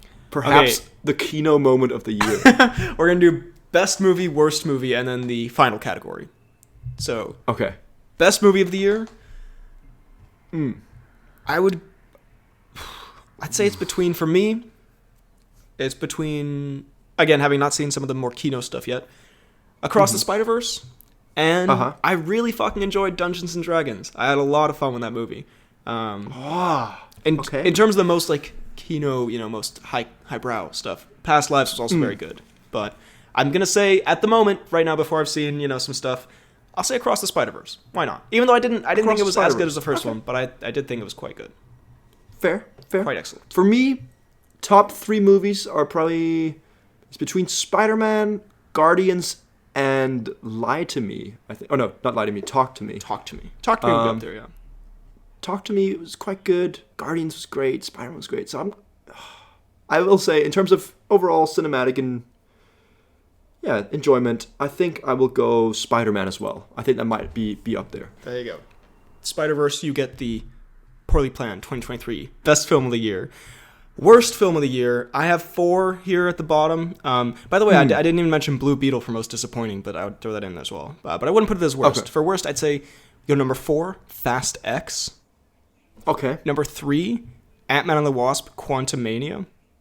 And then in a shock upset, I am going to go number 2, Indiana Jones 5, and number 1, I am going FNAF. It's a tight race there at the bottom, because I think FNAF is a much worse movie, but Indiana Jones, I think, pissed me off more, as was evident in my unhinged rant that I did, which I still kind of regret. We all know why. It's not just because of Harrison. It's not at all because Harrison's old. Not just because. No, it's not. No, it's not. It has nothing to do with the oldness. The truth doth slippeth out. It's not the old person thing specifically. It's kind of how it affects the type of film it is. We've talked about this before. I'm not getting into this again. There's a lot. It's not the fact that it's old. It's the fact that he's old ruins everything else about him. No. And makes his sex scene gross. I didn't say that. You cannot quote me on that. I didn't say that. But there are a lot of other problems with that film and why I hated it. But I think FNAF was probably the worst film of the year. I hate to say it. Fair. I will give you my bottom 3 here. Let's do it. I'm going to go Ant-Man Quantumania. Yep. Then I'm going to go Batman, The Doom That Got Gotham. Okay, fair. And finally, I'm going to have to hit you with the FNAF movie. Okay, good. Okay, so I'm glad we're on a similar kind of On page. a similar level here. The FNAF movie did stick up the room a bit. Also, truly. I'm glad we're closing out the pod with, you'd think maybe we'd try to be a little more gracious and kind and not as harsh, but we were closing out just with absolute hatred in our hearts. For these Truly. things, as we do. The final category had to be done. One that has seen amazing contenders throughout the years. Although, to be honest, I don't think there's a lot of great ones this year. But It was the one I'm thinking of. There's not many this year. no. But we had to save it for last. We're going to go Best Mustache. Yes! Of course. The stash. Now, unfortunately, this year Let's was think here. pretty lacking in terms of stash. I've just built it up really heavily. Not great. We We had some really strong ones last year. last year we had well. fucking 4 glorious contenders. No one in Oppenheimer really is rocking a stash. Does Matt Damon not have a little stash in Oppenheimer? Oh, he might, but I don't want to give it to Matt Damon in Oppenheimer. Who You might have to. he does. He does have a pretty glorious stash. I'm not gonna lie. Also, I really like Matt Damon, but I'm just because he did Air and I didn't like him in Oppenheimer. I've just been shitting on him in this entire pod. Also, Air wasn't even that bad. But anyway, we move. But I think Damon's stash is a big contender. Damon stash. Okay. Um, I'm gonna search up mustaches in 2023 movies. I guess Creed kind of has a stash in Creed 3. Yeah, that's more of a thin pencil thing. Definitely gonna have to give that to. Oh, he's got a pretty tremendous stash, but he does have a beard as well, which kind of makes it not a stash. Mustaches. Ooh, wait a minute. I hate to do this because it's not technically. Oh, but okay, look up The Wonderful Story of Henry Sugar, which was a Netflix short film from Wes Anderson. And you see that Cumberstash? The Cumberstash. Let's see here. Ooh, I don't like it. The instant not enjoyment. This, I think, is this picture that I've got here of him that I think really makes me. I think I'm looking at the same one. Check this shit out. I just sent it to you. I was not looking at that. Makes me really uncomfortable. So alarming. I've never seen a photo scream sex offender more than this one. God, this guy is a German porn star, but also like a virgin, but also sexual. He looks like he can see my dick. I can't explain it. And he does not like what he sees. And that is not what he ordered. He looks like such an angry pervert. Please put this image in I will. when you're editing. I will. Because goddamn, this is. I mean, I think he might have to win it, you know? Just off the strike of that. I hate that we had to give it to this guy. My boy, Henry Sugar. The wonderful story of Henry Sugar. Yeah, what Can stories is this guy cooking up? Yeah, this guy is not cooking any wonderful stories. I also think, we could throw in the Super Mario Bros. That's, the stash is pretty iconic part of that. Ooh, okay, that's fair. They got some good stachios going. But I do kind of want to give it to my boy Henry Sugar now. Look at it. Every time I open it back, it looks so alarming. What the fuck, man? It looks like he's about to start talking to me. God, I feel like he's about to I feel like this image is about to be burned onto my computer screen and I'll never escape it. It also kind of looks like he's about to say something really racist. Anyway, okay, with all of that said, I feel like we can't really give him, we've deemed him looking like the most racist sex offender. I don't think we can give him the stash of the year. So I think we're going to have to go. Also, this film is such a wholesome, it's based on a Roald Dahl thing. I watched it. It's pretty good, actually. I feel bad that we're just fucking cooking it to this. Also, check this out. Also very alarming. This picture alludes to the fact that he did something truly heinous.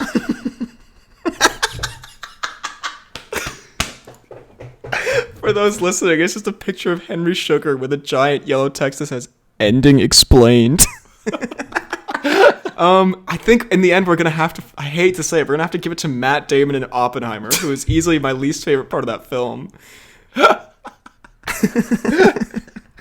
Matt Damon and Oppenheimer win Stash of the Year, the most prestigious award, snatching glory from Henry Sugar. Considering this is the last category on the last episode, and it came down to a battle between Matt Damon and Oppenheimer and fucking Henry Sugar. What a trash way to go. Oh. Well, man, those were the 2023 end of year, it's Christmas time, hooray, awards for the Poorly Planned podcast. Hope you enjoyed. With all that said, it's now time for the Cnews.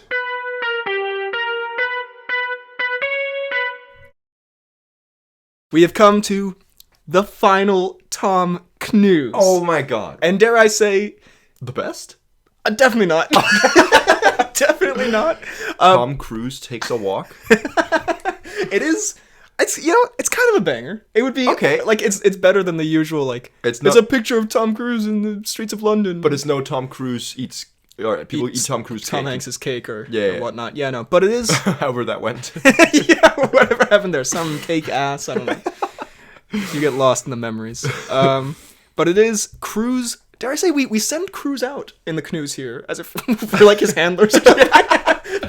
Should he choose to accept this mission? We sent him out with a kind of, I guess, a semi-happy seeming ending. It seems like Cnews may have found a new wife, perhaps. Well, they're dating. I don't know where this is going. This is just like... He has found a new wife, perhaps. I mean, this is just like, the usual tabloid garbage or whatever. But okay. He has a new girlfriend, it seems. Mission possible. That's how I picked this headline. So the final piece of Tom Cnews comes to us from thesun.co.uk. So take it with, however many grains of salt is appropriate. But the headline does read, Michelin possible. Tom Cruise hires out entire floor of London restaurant for date with Russian MP's daughter as pair feast. Getting a little extra here for the last one, I'm sorry. The Russian MP's daughter. Tom's last serious relationship was a decade ago. They really had to rub that in there. Tom hasn't gotten any action in literal years. Cruise dined with Elsina Kairova. Kairova, daughter of Russian MP Renat Karyov.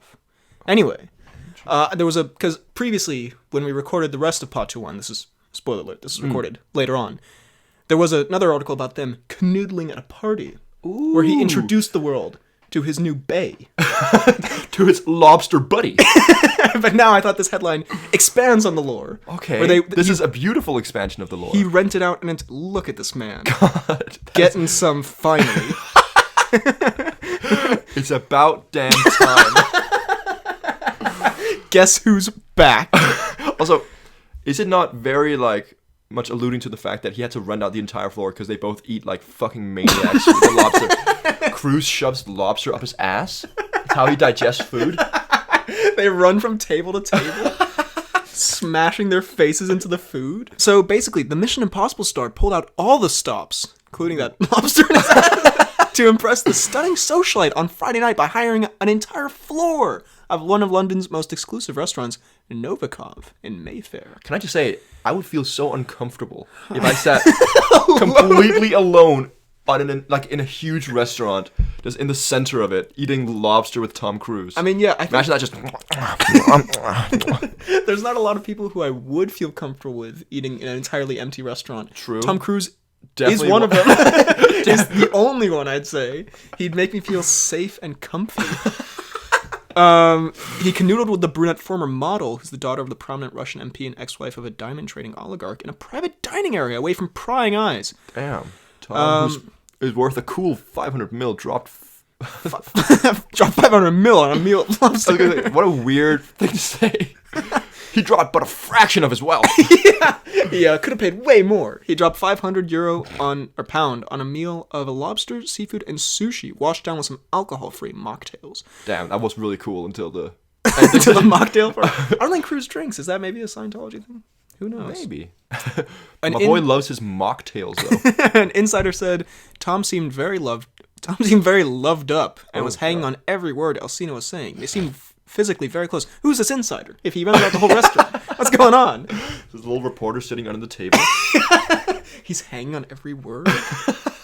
He seems super desperate. Yeah, it's clearly been 10 years. It's clearly now or never.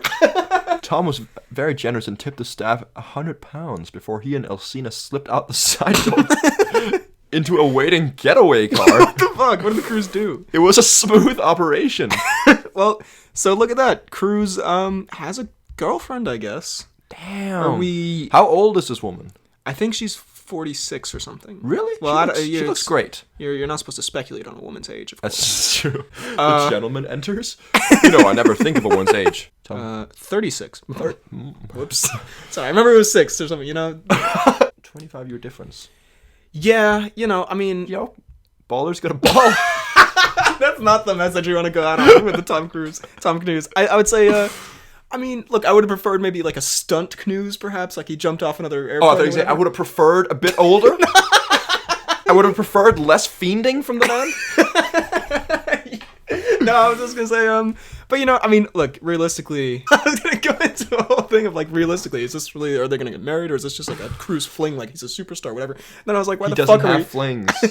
We know this. I was just thinking, like, why the fuck are we actually diving into the Sun's reporting on Cruise whining and dining a model? Michelin possible. Yeah, so anyway, I guess good for Cruise. I guess, sure. I guess go off, King. But anyway, we've had a great time talking about Cruz. And you know what? We got to the end of the pod without him, as you kept predicting in every episode. Dying. So Although, we never know what happened in that getaway car. that's true.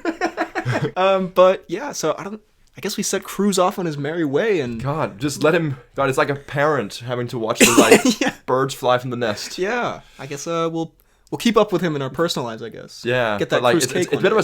It's a good ending, but it's also a bit scary because we know he's in uncharted territory right now.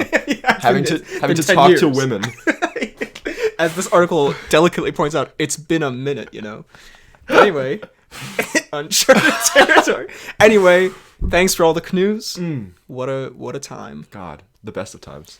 When did we start the Cnews? Episode 5. Well, I think we announced we were going to do it in episode 5. Started episode 600.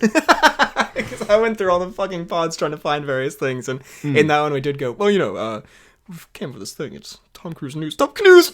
And nothing's God. changed. And it's all gone downhill. Now, it's time for the announcements and such God. segment. The final of the bunch. Well, we're going to start off, first of all, Shelf Enthusiast sent in a delightful tribute to the pod. I can show you... Well, we can't include it in the pod. Okay. Because of copyright music stuff. Because that was a little bit of a hassle with Pod 200, although those montages were also delightful. But I ain't trying to deal with YouTube again. But I did let Shelf Enthusiasts know they could put it on their channel, like unlisted, and I'll put a link in the description. So, for a delightful pod tribute, which I will show you after the pod. Oh, yes, please. Check out the link in the description. Thank you so much, Shelf Enthusiast. It's very nice. I was going to make, like, maybe a little montage for us. There might still be a tiny thing at the end, who knows. Okay. But with, like, more, various moments of slappings and kicking and Brett Dalton moments and some such. There's been a few. but the Shelf Enthusiast one kind of encapsulates all that. So It does. Thank you, and thanks again to JC Cinematics for the other one last week with the Pod 200 and those ones. They were so delightful. Delightful stuff all around. Then just one quick one. Edwin sent a message on Instagram, which was deeply horrible.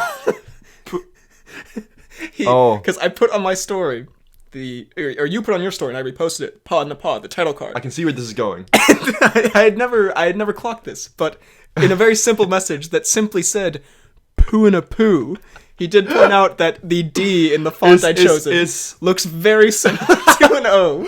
I won't lie, my girlfriend, she's like, because we watched the intro together. She's like, "Oh my god, this is so cool," and then she's like, "Poo in a poo." I was like, "No, it's a pod in a pod." I saw the message. It's like "poo in a poo." What the fuck does this mean? And then I was It's like, a spin-off. "Yeah." I was like, "Is this a TV show idea, my man?" Because I will pay millions for it. Welcome to Shark Tank. But then I was like, wait a minute, and I saw that yes, the font does kind of make it look like "poo in a poo." Does pod in a pod a little dirty? So that's forever on the channel in that epic moment. So love that, love that for us. That's so good though. The final big pod podcast 200. Sums us up pretty well, honestly. And then, by the way, another quick random one. Sean Grant let us know that we never saw his comment on pod 149. Okay. So I thought I'd go back and find that, and I mean, it's basically just calling me out, but it says that it was on, I think, like a Superman ranked pod. This just in, YouTuber B.H.L. Hudson arrested for lack of journalistic integrity after admitting to reviewing both Superman 3 and 4, despite not having seen either of them. JK, my parents swear they've seen those two films, but can't remember a thing about them, so I guess they aren't that memorable. Look, I'll be honest, with the Superman 3 and 4 debacle, Okay. I still don't actually really remember. The controversy that ensued. I genuinely can't remember if I watched them or not, because I think I did, but then I possibly just watched clips from them, and maybe I admitted to not. I have not gone back and listened to this pod, so maybe in there I red-handedly admit that I didn't watch them. I don't. Never seen him. But the thing is, in this comment, I love it because he's going in on you, and then he's Yes. like, "Oh, but I can't be too mean." Yeah, he's got to ease up a little bit. Yeah. He knows. Which I disagree with. Yes. He should just go for it. Yeah, I am a fraud. But yeah, those were the early days of B.H.L. Hudson. It's like 2019. It's my last video. Last week? Yeah, he really... I'm still making videos. Just lying. But anyway, thank you, Sean, for that. And then, just want to say we don't have enough time because we're going through the comments on Pod 200. But I just want to say the comments on Pod 199, the Pod 200 trailer, and the Best of Pod compilation, which was put up yesterday, so the comments that are there so far. I've read all of them. They're all delightful. Can't go through all of them now, but just want to say thank you, everyone, for those. Just a few quick highlights. Oh, okay. Ooh, rumbly tongue. Just thinking of the comments makes me hungry. You want to munch them up? Joe C says he's going to binge all of the pods leading up to pod 201, which he also, I think, calculated was physically impossible based on, like, the time constraints. Not the time constraint, just literally physically impossible. Your ears will explode. No one survives that.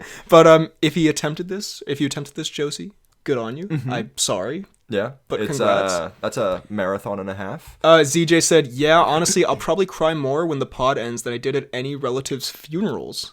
So that's a bit grim. We hope we can inspire a little more positive and fun sort of tears of this is nice than relatives' funerals. It's a nice sentiment, though. So thank you, ZJ. Movie guy said happy birthday to me because the pod was posted on my birthday. Fuck. Only comment who said it, by the way. So, movie guy, you're the best fan. Everyone else, you're the real poos. Yeah, you're the poos and the poos. But no, thank you, movie guy. And generally, I just want to say, because some people are saying that their genuine goodbye comment was going to be on pod 200, so they're going to go all out on the silly hashtags. Okay. And we'll say there were some absolute bangers in there. So God, I would suggest going back and reading those. I'll have to go back and read them because the hashtags are always they were very, very funny. always kind of great. So thank you guys for that. But yeah, with that said, we're going to pull up pod 200. Ooh. 48 comments. That's a lot of comments, you know. That's more than we've... By the way, it's actually... Is that more than we've ever had? Probably. I would assume so. Also, I did think it was funny because when I was going through like some old clips to try to find best of moments, I came across one part in like the early episodes where we're like, and we're almost at the pod almost got 1,000 views, but I said accidentally I was like 100, and then we're like, imagine getting 100, that'd be so sad. And then it's like current state of the pod. We're lucky to get 50. Lucky to get a single comment. Well, we're gonna start from the bottom here. Ooh, now we hear Joe C says, this is going to be a long comment, so I apologize in advance, but here we go. Don't ever apologize. I was subbed to the pod from the very beginning, and I'm willing to admit I didn't watch all the episodes, but I'll get it. Kind of rough start, Joe C. I don't know. It's a roast? Yeah, they're all trash. Sorry, this is a genuine comment. Just wasn't really my thing. Joe C. This is supposed to be a celebration. Just wasn't really my thing, but I figured I might as well subscribe just out of support for BHL. It's a pity. Yeah. It wasn't until episode 100 or around there when I really started to get into the podcast, and I regret not listening to the pod from the very beginning. Yes, he's turning and around. I sadly couldn't catch up in time. But even if I was there for half of it, it was a fun run. So fun, in fact, like I mentioned before, I decided to make content and even a podcast of my own that is still in development, but that was because I found this podcast to be a blast. From the endless bussy jokes to making better Morbius memes than those stupid Morbin Time ones, absolutely, I agree with that, to making Freddy piss himself over my mattress salesman edit, and getting both of them to laugh at my stupid bussy jokes and Milo and Hitch. It was a great time, and I wouldn't change a single moment. BHL, thank you for being one of the many inspirations in my life, and thank you for 9 great years on YouTube and dealing with my insanity in the comments. Freddy, thank you for being the best friend, co-host, and podcast buddy to BHL. God. You two are my favorite duo on YouTube, even beating Smosh. You're my former favorite duo. Let's fucking go. Smosh in the mud. Smosh wash. This podcast wouldn't be the same without one or the other on there, and although I'm sad it's ending, the memories and fun times I've had will never be forgotten. This was my comfort show, and after losing my dog in 2020 and graduating in 2021, the 2 biggest moments of my life, I just needed a comfort show, and this was the perfect one. Thank you, Josie. That's very sweet.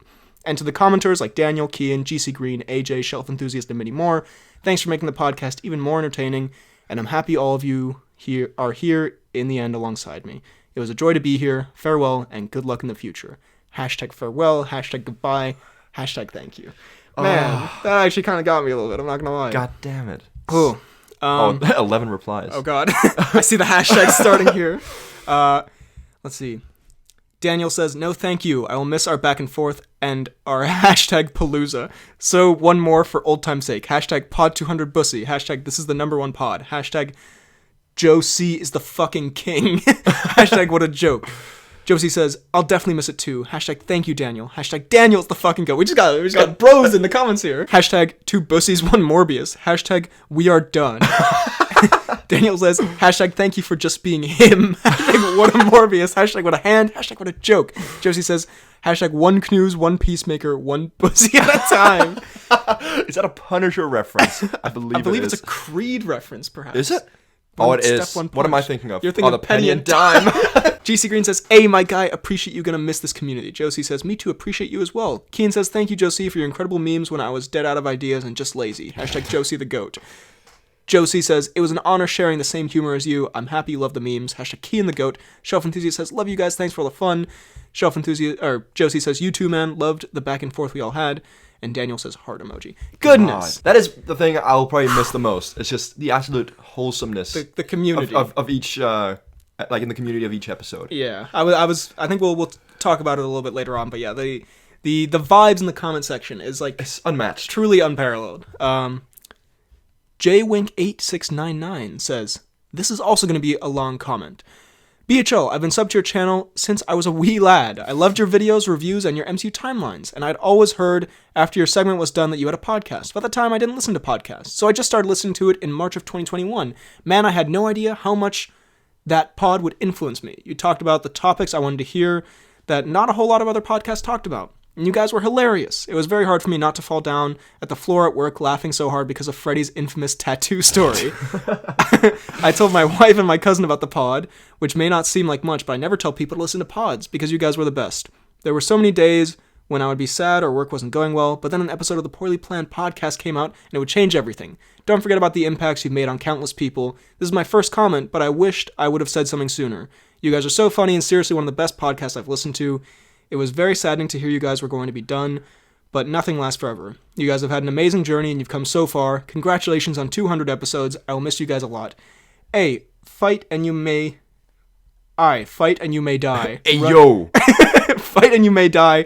Run and you'll live at least a while. And dying in your beds many years from now, would you be willing to trade all the days from this day to that for one chance, just one chance to come back here and tell our enemies that they may take our lives, but they'll never take our pussy? Fuck's sake. I was like, what's he cooking over here? And then he cooked. It was a Braveheart monologue, bussy style. Hashtag I love pussy. Braveheart monologues, bussy style. Hashtag I love the Poorly Planned podcast. Josie says, what a great ending to that wonderful comment. Truly. Thank you, J Wink. Unreal. Man. I don't realize how like you've got married guys listening to the pod and everything.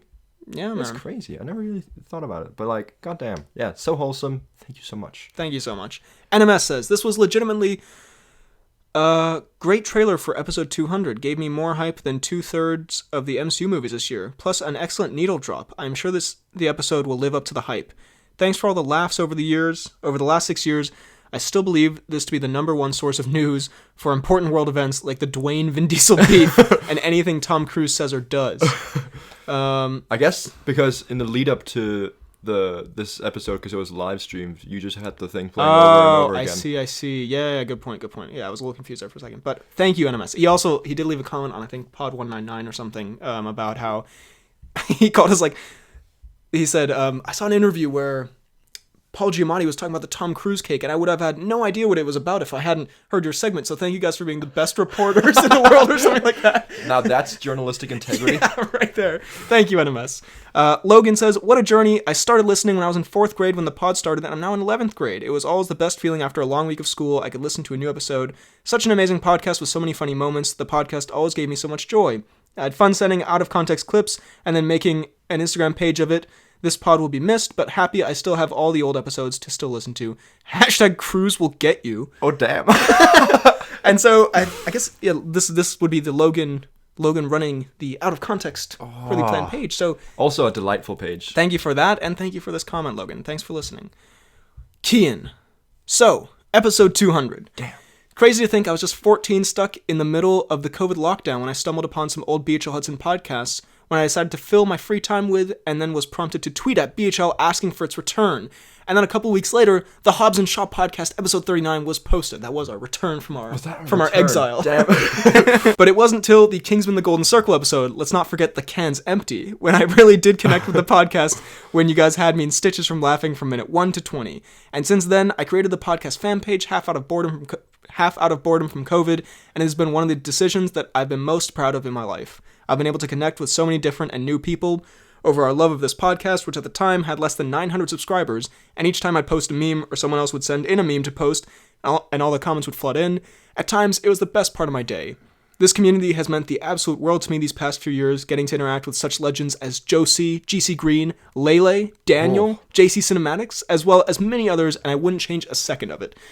But let's not forget the kings themselves, FDK Gaming and BHL Nosin. Alright, we're done with that one. Okay, moving on. Wasn't a great comment anyway. Hudson, autocorrect is a bitch. Your chemistry and friendship alone is something no other podcast on this platform could ever replicate. That, along with the often Tom Cnews and anime hours that followed with the occasional interesting movie dissection and review. JK, they were always are. I feel like that one was a bit sincere, honestly. Yeah. I feel like he really meant that. He does not like the reviews. Seeing your reaction to the 50k subscribers video the community made for you was a highlight of my 2021, and how could I ever forget the Movie Dudes podcast that you two so kindly recorded for my first ever short film. I know this whole pod ending, this is just a ploy to rebrand as the Movie Dudes. Don't worry, I won't tell anyone. Freddy, I hope you don't think that the pod ending means you can start slacking on FDK Gaming. I expect the bi-yearly uploads with anime hours to continue as normal, as well as the Pitbull photos to keep coming daily. Okay, yes. Of course, your proudest achievements. My mission.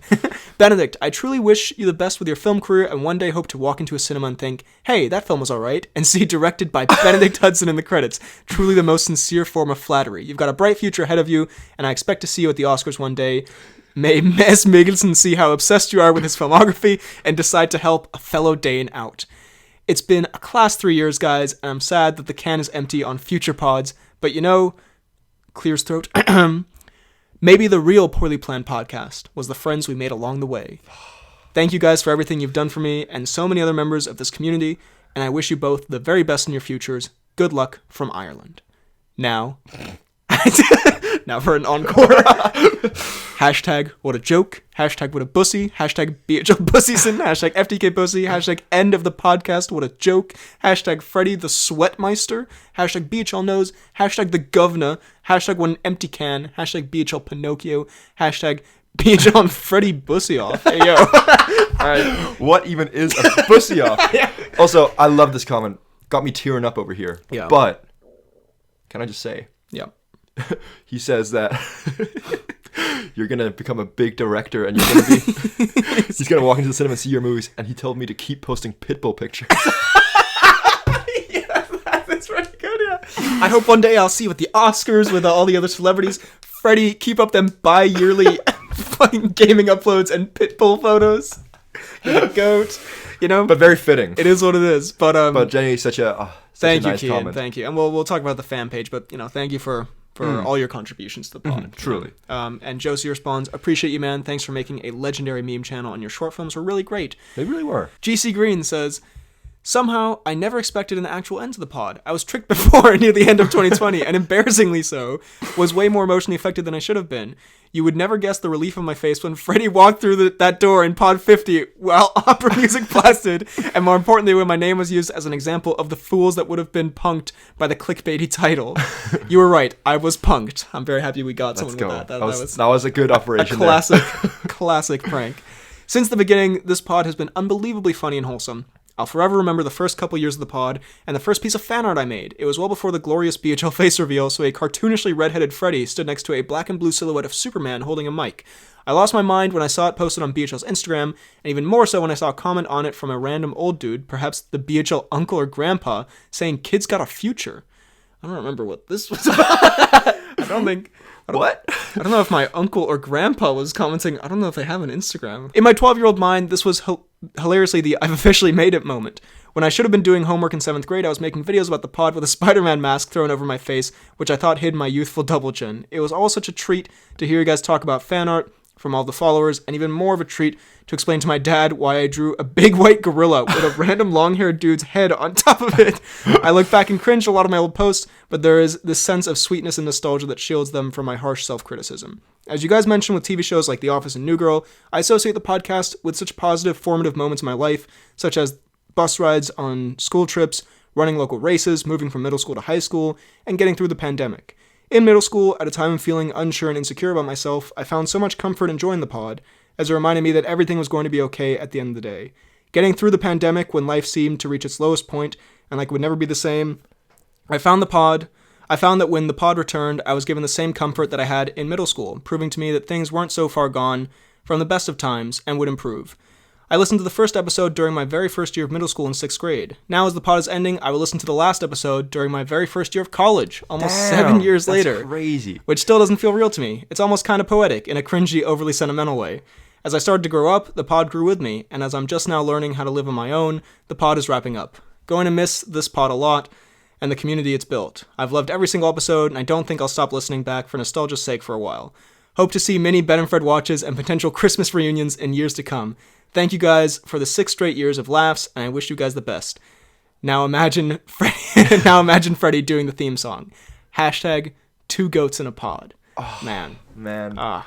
Thank you, GC Green. And can I just say also, those videos of GC Green with the Spider-Man mask, where he would run outside and like jump in and be a freeze frame and say like GC Green died of happiness because they mentioned him in the pod. Some of the most delightful and like wholesome things, and I think that's an important thing that we do on the pod, but also just in general is like, you know, looking back at things. You know, there's a like gradual change from what things you used to do, but being able to look back at them not in like, you know, and not cringing, but being like, oh my god, that was a silly time, but seeing where you've been and where you're going and stuff like that, it's a nice thing to look back on. Yeah, I mean, we started this podcast in, I guess if you convert it, it's like the American system, as freshmen in high school, and we finish it graduating college. Which is pretty fucking crazy. And there are when I was looking back to make that best of, like, yeah, there's a sense of like cringe at times where I'm like, why the fuck did why are we like this? What was that about? But at the same time, it's like, that's you know, it's a beautiful nostalgia, and it's also that's just how we were, you know what exactly. I mean? We'll look back on this in 10 years and cringe. At the time, that wasn't cringe. That wasn't cringe. No, I look back on in 20 years at something I do 10 years from now and it'll be cringe. You know what I mean? That's just like the nature of creating stuff, and it's to look back on it with fondness instead of cringe is, I think, the way to go. Josie says, I can't imagine this pod without you. BHL and Freddy were great, but I'd argue you are the one who improved on an already great pod. The fan arts you did were great. GC Green says, hashtag Josie is a fucking goat. Josie says, hashtag GC Green is the god of all commenters. And Daniel says, you are the goat. GC Green. Getting the love he deserves. Getting the love that he very much deserves. Daniel says, I've never been more nervous commenting on the pod before. Normally, it's just what I think of the episode and a few pussy jokes. But this is not just what I thought of the episode, but what I think about the pod altogether. I don't know where to start. I guess I'll start at the beginning. When the pod started, I was 11 years old. And now I'm 18, about to graduate high school. It's crazy how much time has passed. I've changed so much over the past 6 years, but my enjoyment has stayed the same. This podcast has been such a crucial part of my life. I have so many memories listening to the pod. Whether it's coming home from school, or working out, or going for a run, or a long car ride, this pod has been there to pass the time. This year has been a difficult one for me personally, a lot of ups and downs. But whenever I was feeling down, or depressed, or whatever it might be, this pod was always there. This was more than just a podcast to listen to. It generally was like just talking to your mates about a movie. And I think that's why I've enjoyed it so much over the years. Your guys' humor is perfect for me. Dumb, stupid, completely ridiculous, just perfect. The inside jokes have been so good, whether it was the what a jokes, or the Morbius memes, or the bussy jokes, or old people jokes, Bill Murray, John Wick, whatever it was, they were perfect. I still don't know how to thank someone for being there, even though they don't even know me. I've loved being part of the community. I've loved being part of this community, and I will never forget the moments we have all had. So thank you to everyone in this community for just the laughs, the memes, the debates, and for just being fucking awesome people. Freddy, thank you for debating John Wick with me, and just being an awesome guy, and I wish you all the luck in whatever you do. And I hope you get the sweating disease looked at. Yeah, it should be. Thank you for all the laughs, podcast, videos, Ben and Fred watches, and the memories. I could not have asked for a better Pod 200. Thank you for both being legends. Hashtag goodbye. Hashtag the Poorly Planned Podcast is the fucking goat. Hashtag thank you. God. Whew. Man. Well, can I just say, I can sum this up pretty neatly. Thank you, Daniel. Ooh. Thank you, the last, in a while at least. Thank you, Daniel. Thank you, Daniel. And look at that. Josie says, I will speak for many others when I say, thank you, Daniel. Let's go, man. Thank you so much, Dan. Genuinely, that's so nice. Al Feld says, my first poorly planned video was an Incredibles one, and this video begins with the mentioning Mr. Incredible. It has come full circle. I'm going to miss this channel. Thank you, Al Feld. We appreciate it. Cal W says, this pod has entertained me a lot for the past 4 years, and I'm sad to see it go. This pod has basically been with me throughout my entire high school career, and it's fitting that it will end a few months before I graduate. It was a simple thing, but reading out the comments from the previous pod every week really helped form a community on the podcast that I've never seen before anywhere else. Thanks for the laughs. Can't wait for the Poorly Planned Podcast Afterlife 50 years from now. Oh, that would be beautiful. Yeah. You come back as a ghost, and I'm sitting in like my freaking hospital benches, like Hosting pitbull pics. Josie says, the Poorly Planned Podcast Afterlife better have a CGI ghost of Bill Murray or else I'm going to boycott and riot. CJ says, the pod also got me through high school and I can't wait for the Poorly Planned Podcast Afterlife. Daniel says, hashtag PPP Afterlife. All right, so I feel like people are getting behind this idea. NMS says, an amazing episode. I have this as a top 13 best for the whole pod. Ooh, top 13. not bad. Not bad. A genuinely nostalgic throwback on several occasions. Having studied for a major exam this week, this pod has brought lots of laughs along the way. Unfortunately, I missed the Q&A comment section back when it was first posted 8 months ago, so maybe this question can be answered in the next pod. What are your expectations for the inevitable Gambit movie? And if it comes out one day, will you honor your promise about keeping your channel? I remember an old video saying the PHL channel would be deleted if Gambit actually releases. Did I really make this bet? That's kind of wild. Damn. I mean, you're a man of your word. I mean, realistically, I probably won't keep that, but I mean, the Gambit movie with Channing Tatum, that was a classic back in like 2014 of like rumored superhero movies. Yeah. So one day, that could bring the pod back. The Channing Tatum Gambit movie. Tag 2 versus The Gentleman 2. Which of these possible sequels would challenge The Godfather 2 for greatest sequel ever? Well, the thing's, Tag 2, I believe, would have a person less. I mean, spoilers for Tag. It does end, I believe, with a cancerous Helms. A cancerous Helms who's like hobbling down the the hospital corridor. I am going to go for Gentleman 2, but Tag 2, I would be interested. Yeah, I'd be so down for both, but Tag 2's got to win this one. Having watched the pod since its very origin, it will be greatly missed. This and the OG BHL channel have been my favorite YouTube channels ever since I was 10, and I somehow came across your Age of Ultron review. I used to anticipate the old MCU reviews almost as much as the movies themselves. I owe my taste in movies specifically to the days of Kingsman and Baby Driver being the most talked about movies on the channel. The pod was always a great way to unwind, and the way you two took the most random stories and turned them into jokes was nothing short of impressive. Favorite bits being anything to do with Dwayne Cruz, Will Smith, or the legendary The Waits. In a weird way, the BHL channel and the pod almost serve as time capsules of pop culture since you covered pretty much a decade of the movie news overall. Time to time, I go back to those old superhero movie lineup videos and laugh because of how little of that news actually ended up happening. Fantastic Four 2 coming June 2017.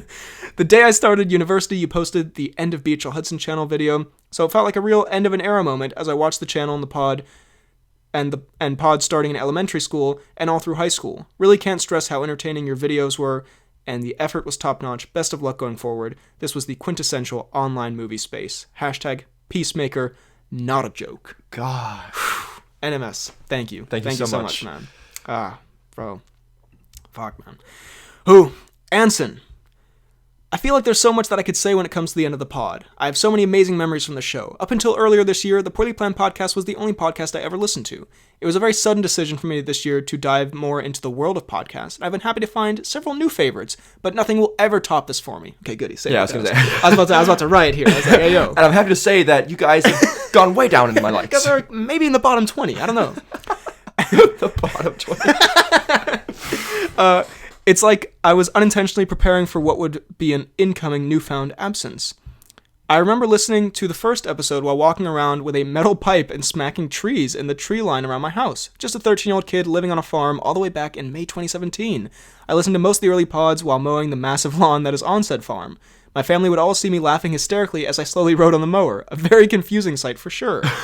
I remember impatiently waiting to listen to the Batman and No Way Home episodes because I hadn't seen the films yet, and then being excited to finally do so on the drive home. I even remember exactly where I was when the pod fake ended back in episode 50. I remember pod 100 being one of my most hyped movies of the year. So many memories like that which are forever connected to the pod. I've loved so many of the stupid yet incredible running jokes throughout the years. Thwaites, Rampage, Hand. What a joke. BHL's Geriatric distaste. That's so good. And so many more. The funniest pod moment that comes to mind for me was all of the Ghostbusters Afterlife hate back in 2021 that absolutely killed me for whatever reason. The pod fits my sense of humor so perfectly, and I'm certain that it's even influenced my humor in more ways than one. I also love how the pod stayed small enough for every fan to be included. Us frequent commenters became distinct characters in a way. It's honestly a very unique kind of community, and I've loved being a part of it. Thank you for reading mine and everyone else's comments over the years. It's been great fun. That's about it, I guess. Thank you so much for making the pod. I wish you and everyone else here good things in the future, and thank you for always making me laugh. Hope it doesn't sound too parasocial, but I'm really going to miss you two. Can't wait for episode 202 in like August 2027, or whenever the hell that may or may not happen. I'll be there. In the meantime, I think I'll start again from the beginning, as well as properly get to work on my own YouTube stuff. Hashtag sadder than September 8th, 2022. What happened September 8th, 2022? September 8th, 2022. Is that like a war memorial or something? Is that like a terrorist attack? Is that kind of like a really distasteful way to end this? I swear, I thought I was going to say September 11th. Hey, yo, Anson. Sadder than September. Okay, well, we'll puzzle that one out as we go. But thank you very much, Anson. Yeah, thank you so much. You know what? Shout out for always, I mean, we love all the comments, but for the Anson had some thought out comments in there, man. He really did. Yeah, some of these comments are, as we've said throughout the pod's history, way more thought out and like way better than our analysis. In depth than we are. And the best of times in the pod. And well, yeah, we can also address this a little bit later, but the fact that like the commenters kind of became characters because we did that segment. That's something that I have really loved about it. Ooh. Haroon Borgers, who he asked us to pronounce his name drunk in the Q&A. Oh, yes. Says, pronunciation of my name was okay. Amazing episode. Was okay. See, I like how he doesn't specify how you're supposed to say it. Well, thank you. He's like, I accept you guys for what you tried to do there. Thank you, Mr. Borgers. The Poorly Planned Podcast Clips says, man, here we are, pod 200. This has been one hell of a journey, and I'm sad that it is over, but all good things must come to an end. This was one hell of an episode and one hell of a podcast, and I will continue to make content for the pod until I run out. Thank you for all that you've done. There's only one thing to say. Thank you for everything, and I'll see you next time. Ooh. Thank you so much. Ashtoon. Which I believe could be pronounced in the Dune version of Ashtoon. Dune. Bird. Hand. Well, lads, we still got it. I just We're keep so this going. Guys, it was a fake ending. Imagine at the end, like you come walking in again. We upload hundreds more today. If we ever properly get back into this, we have to do another one. We'll recreate it. But we'll do another one. It's like we fell out and the pod's done. Even though it's been like 6 years. Yeah, we'll be. We had an argument, and I guess we're gonna have to end it. It's been 20 years since the last episode. Ashtoon says, "Well, lads, the time has come. First of all, 3 hours, truly the Snyder cut of podcast episodes, and I'm totally down for it. Anyways, whilst I'm not a regular commenter, I have been watching. Kind of ominous. I have been watching, and you have failed my test. And I'm sorry to have to do this to you. Press this big red button." We see Ashtoon running towards us. We see Ashtoon flying in the sky on his jetpack. He has a machine gun. I've been watching. I was probably about 10 when I started watching BHL, and my god, how time flies. I'm now 19. I still remember the day that the pod was announced, and very quickly it became one of my most beloved pieces of content. The immaculate dynamic you guys have, mixed with us both having the same weird and stupid sense of humor, made this pod so damn hilarious. There are countless moments over the years that had me dying of laughter, and I want to thank you guys for that. So it is now time that I say farewell to the greatest podcast of all time and two of the coolest lads on the internet. Good luck to the both of you, and if you ever decide to come back, whether that be in 10, 20, even 50 years, I guarantee I'll be here day one. Hashtag BHL Prob doesn't actually hate old people. Let's go! No! Redemption! What is this redemption arc you're trying to start? Let's get this going! End the episode! End the episode! You smashed the computer? This never happened. You delete the pod? Freddy is still the GOAT. Okay, there okay, we go. smash the computer, stop it! Yeah, you don't actually hate old people. I'm still the greatest of all time. Hashtag rip Tom Cnews. Hashtag rip Dwoos. It won't be missed. Hashtag rip BHL Nosen. Hashtag rip Freddy. Hashtag Hand. King Shark voice. In case you didn't know. In case you thought that was our Normal voice. Yeah, that was my Freddy impression. Jaden says, 3-hour episode is actually insane, guys. You can question what's... Guys, it's fucked up. Chill out, bro. I ain't watching all that. You can question what's going on mentally with BHL and Freddy, but you can never question their effort to give fans what they want. It's a sweet sentiment, despite the obvious insult. Having been around since the very first pod episode on BHL's channel, I'm very shocked that still in 6 years, BHL still hasn't been able to find someone to give him a nose reduction surgery. But in all seriousness, the growth of the pod has been amazing to witness. But in all seriousness, the growth of the nose has been insane. It's been actually fucking crazy. That thing's enormous. Has been amazing to witness, not just in terms of quality, but also in terms of committed fans commenting and watching every week. I already said how much I appreciate the pod and both you guys in a previous episode, so I won't go too much into it here. All I'll say is thank you guys so much for the laughs and nuttiness across the last 6 years. Once again, I wish you all the best for your guys' future, and hope you guys are proud of the content and entertainment you've put out for the fans. It's been an insane journey with many amazing moments, and I'm glad I got to witness it all. Hashtag. Ooh, here we go. Do you want to go one for one here, perhaps? Let's do it. Hashtag Tom Cnews. Hashtag Bussy No More. Hashtag What a Joke. Hashtag Rent and Thwaites. Hashtag A Sneaky Guy. Hashtag Johnny Depp. Hashtag Dwanta. Hashtag George. This is the ultimate debate. We're the UN.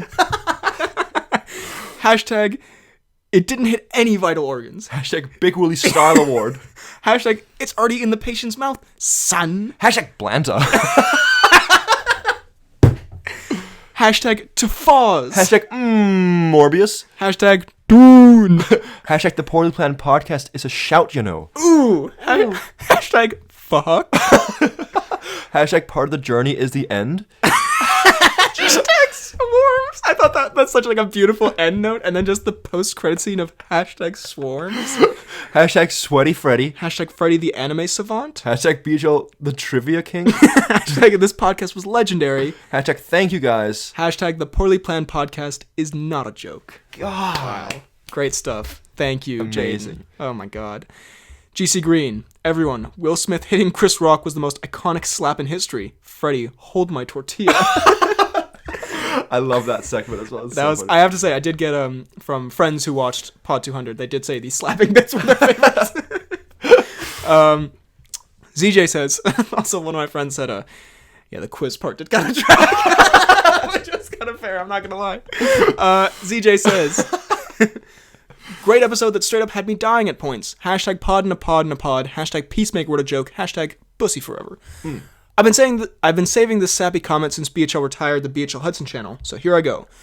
I first discovered your channel BHL, in summer of 2018 when I was 12, and I immediately became a fan. After a few months of watching your channel, I finally decided to check this poorly planned podcast thing that you kept mentioning in your videos, and in the limited bit of the pod I consumed, I enjoyed it, but it wouldn't be till about November-December 2021 that I truly started keeping up and listening to the pod on a constant basis.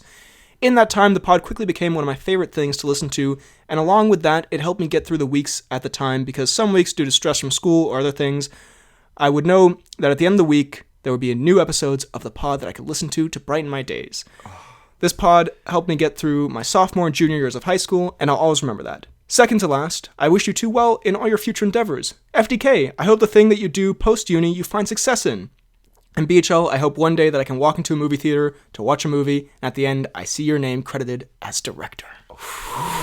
Finally, as mentioned earlier, I discovered the BHL channel and this pod when I was 12 years old, and now I'm an 18-year-old who in a few months will be graduating. In a way, the pod's end and the end of BHL's channel kind of helped to mark the end of this time in my life and the beginning of my next chapter in life, where I'll adventure out on my own and figure out what to do with life. And to reiterate my point again, I would just like to say thank you for all the amazing memories this pod gave me. I'll never forget it. Hashtag BHL Hudson is the effing GOAT. Hashtag FDK is the effing GOAT. Hashtag this pod was the effing GOAT. Hashtag Bussy never dies. Ending it on the strongest of the hashtags. Yeah, right. Ending it on the most goated one, perhaps. P.S. Sorry about how incoherent this comment sounds. I wrote it on the fly, so I was coming up with what to say. Now just one final goodbye. God damn. I don't think that was very incoherent. It was Not at all. very coherent. Too much even. Yeah. Could have put some more incoherent hashtags in there, honestly. Thank you so much, CJ. Connor Beer says, "Man, this episode just proves to me why BHL and Freddy will always be my favorite duo on YouTube. This pod, in a pod, Ooh, poo and a poo. was a joy to watch and is going to be up there as one of the funniest episodes of all time without a doubt. Let's go. Even though the pod is ending, I managed to forget about that for just a little while and sit down to watch the lads have a great time. I started listening all the way back when episode 1 was uploaded on BHL's channel in like 2017, and since then I've never missed an upload, even when I've been super busy. I found BHL's channel in 2016, my first video being an MCU chronology, and to my 12-year-old brain, it was so cool to find someone that was as passionate about Marvel and the MCU as I was. Over time, both his and Freddy's taste in movies kind of rubbed off on me and inspired me to see things like Baby Driver, the Mission Impossible franchise, and the John Wick movies, and that has had such a huge impact on my teenage life and got me into movies and shows I never thought I'd get into. This pod also always helps me clear my mind on those rough days, and I'll always be grateful for that. From about 2018 to 2020, I was going through a pretty rough time mental health-wise, but the pod would always be there when I needed it. Whether I was watching an old pod for the 100th time or watching a new release, listening to the lads joke around would always lift my spirits and make me feel like I was part of a community for a little while. To this day, the pod still gives me that same feeling as it did all those years ago, especially with all the amazing commenters that have been making the announcements and such segment an absolute joy to listen to every episode. I'm subscribed to a lot of channels, but the Poorly Planned podcast has the most tight-knit community I've ever seen backing it, and I'll never forget the memories I've had watching the pod. Thank you, Benedict and Freddy.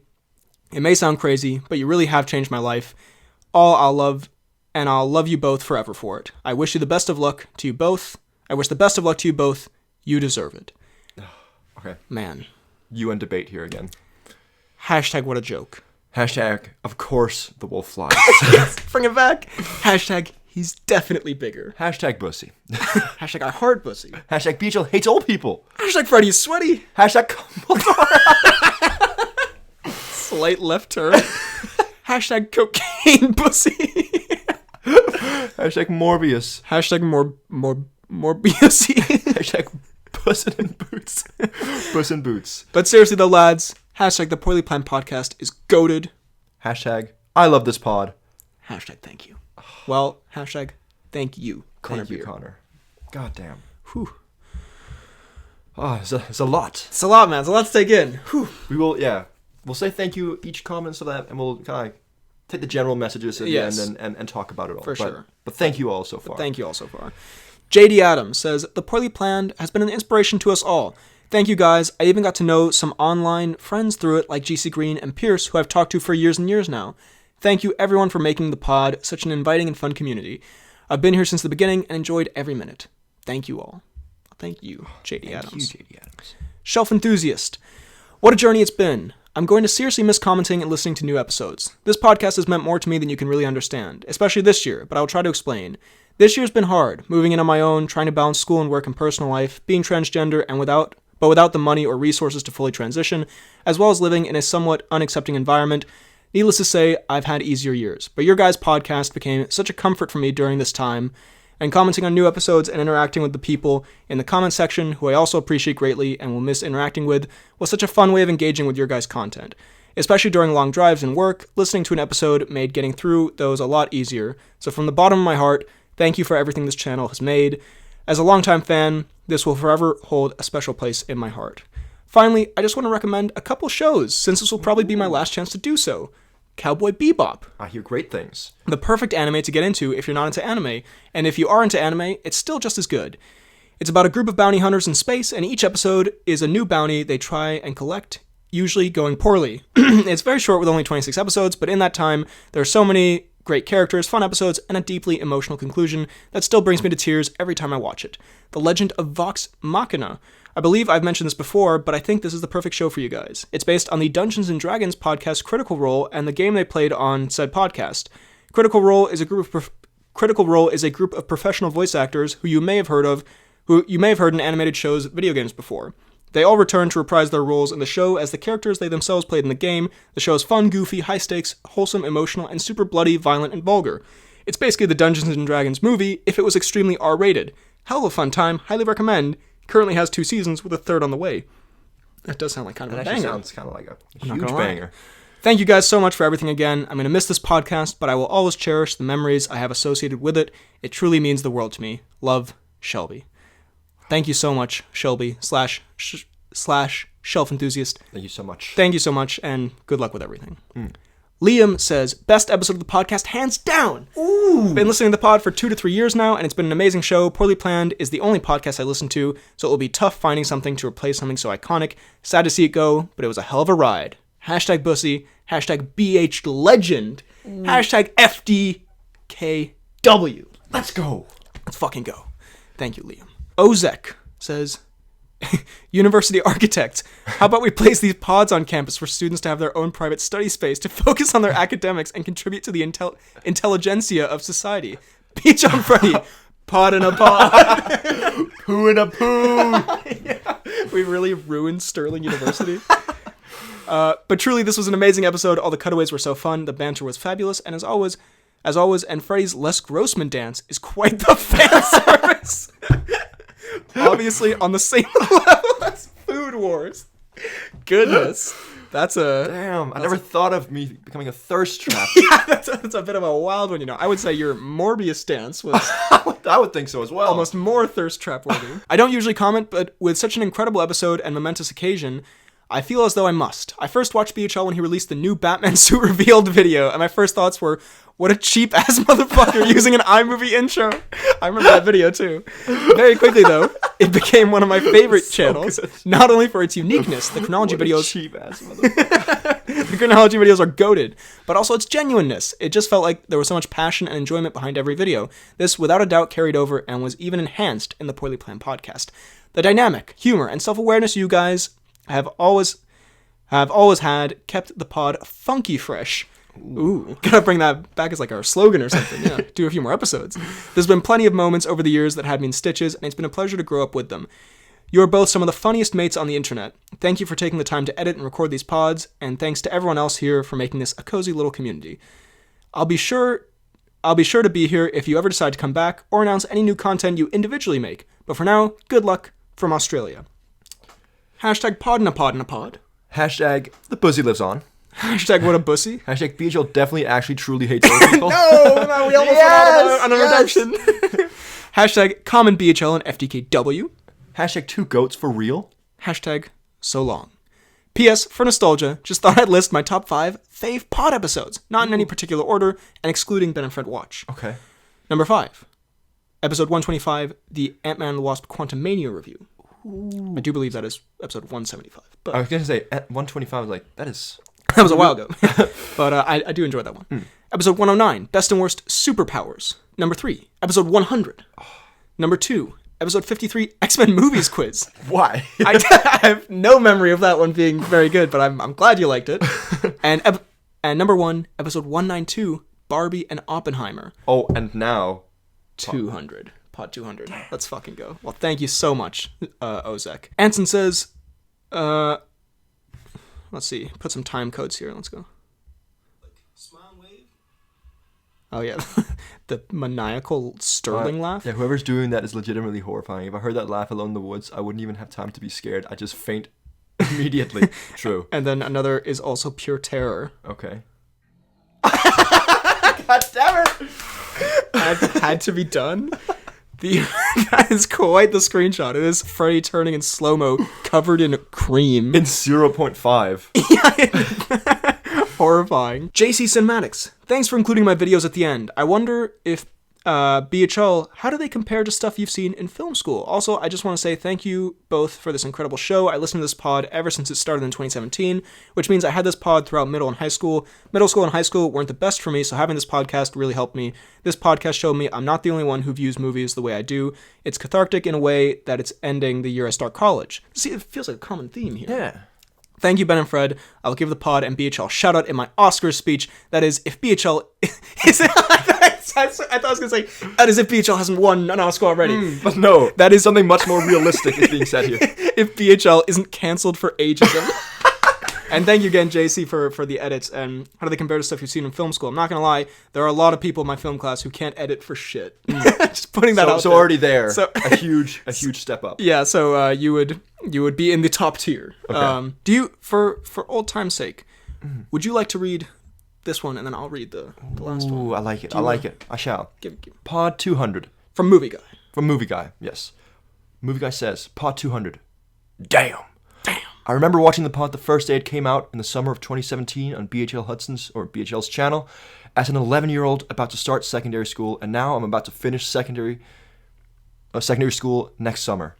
A common theme, as you say. Common theme. This pod has always been there to help me and cheer me up through my bad days, and when I look back at my teenage years, I would definitely have remembered this as my favorite YouTube channel after FTK Gaming, obviously. Of course. Well, naturally. I appreciate your candid way of saying the truth here. Not really ready for the finale, and don't know if if it topped this monster, George, of an episode. Sorry, I think we mean to say George. George! I love both of you guys and will miss the pod and the BHL channel forever. I see myself listening to the podcast on loop for decades to come until I die. Kind of a grim ending, but a nice sentiment. If you do that on loop, you'll die very soon. So. The pod can put anyone on the ground. I do pray for a return in a few years, or a few years later, but only time can tell. Thanks for all these years, for all the laughs and memories. From Samresh, a.k.a. Movie Guy. Thank you, Movie Guy. Thank you, Movie Guy. Goodness. And the final comment. Damn. From Sean Grant. Okay. It's difficult to articulate my feelings on the podcast as a whole, so I'll say this. The other day, I was working on a crossword puzzle. The question was, what is Benji's last name? I immediately burst out laughing, remembering your impressions of I am done. I am done. This reminded me of how much I've enjoyed the podcast over the years, with me never being able to disassociate certain scenes from your hilarious descriptions. This means that random lines of dialogue like Peacemaker, what a joke, make me laugh hysterically now, due to all the jokes and hashtags. It's sad to see the pod ending, but I'm glad to see it's going out on a high note. As Tom Cruise once said, I'll see you in the movies. Ooh, what a banger one to end on. Thank you, Sean. What a wholesome comment. And yeah, we have ruined, some could say, many films forever. Yeah. But this beautiful death in Suicide Squad. Peacemaker. What a joke. One joke. What a pussy, Morbius. Oh man. Well, damn. Thank you guys all so much for all who commented, for all who listened and don't comment, but for all who commented. Thank you guys so much. So much, yeah. Do you want to say a few words, and I'll say a few words? Just in general? Well, should we take a little break? Okay, yes. And then, because maybe you want to eat something, or I don't know. Oh, yes. All right, we are back. Freddy had to take a little snack break. I munched. Well, first of all, on the note of all those comments, we want to say, man, I don't even know how to. I don't even know how to start, because it's been such a. I mean, all these comments, but all the comments in all the pods we've done. Yes. Despite a lot of them being, very jokey. Yeah. Each time we read them, it just, it fills me with joy and happiness and just this overall wholesome vibe. Because there's a nice mix between how much the pod actually means for the listeners and also, the jokes and community and, overall community that's been built around it, right? So, seeing that on a, weekly or bi-weekly basis when you read the comments has been amazing. And this episode has just ended it with a bang. Epitomized it. Yes. It really has. Yeah, I mean, a lot of those comments, and you just there touched on it, of the community has been a really important part of the pod, and I don't know, I'll be honest, I'm not, not to get all deep here, but I feel like the internet is kind of it's a very mixed bag of if it's a good thing or a bad thing, because there's a lot of hate and a lot of bad stuff. It's usually a very over the top bag on either end of the scale. Yeah, and the fact that we have, someone said, the pod has, it's grown, but it stayed small enough that there's sort of, everyone's names in the comments when, I don't know, Anson or Movie Guy or Daniel or, whoever comments something, you know what the vibe's going to be, and you have a bit of fun, and there's a running theme, and, we use the word community a lot, but, it's really weird. It has felt just, it's been a great vibe. It feels kind of just been such a good vibe, because a club where you just talk about movies, Yeah. Because I think a lot of YouTube channels, and I mean yours, this, I don't really know it, but a lot of work is put into it. Sometimes it doesn't, you're doing it because you don't really, you feel an obligation to it, you don't really want to do it, whereas for the pod, each time we've filmed an episode, I know there's a lot of editing going into it that you do, but every single time that we film an episode, it doesn't feel like you're working. No. Oh, so it's not working because we don't actually get paid, but we make shit on these episodes. But it's something that's just been so enjoyable and something that I've looked forward to doing every single time. Yeah, and I think in the best of montage, I couldn't include all the comments because they were just I was gonna include the pussy comments, but there was just too much. So, but I do want to say that has been a huge highlight, and what's made it it's made it what it is. We have our discussions, we have a lot of fun, but that is sort of what ties it all together. And I just want to say, I can't go through everything, but just some quick fire, just specifics. Go on. The fan art we've gotten, amazing. I remember the ones with Gad and with George and all this stuff back in the day. So much fan art, so much and fun. I loved it. And especially in the beginning of it, I was what the fuck? It was actually crazy. We're We got getting fan art. Shit was crazy. It really just like made my week. I was like, oh my god, it's like beaming. It was so fun. The fan videos, like the ones from GC Green. There was remember the 3D animation that happened? The Cump saga, when everyone sent in the videos of them doing the Cump handshake.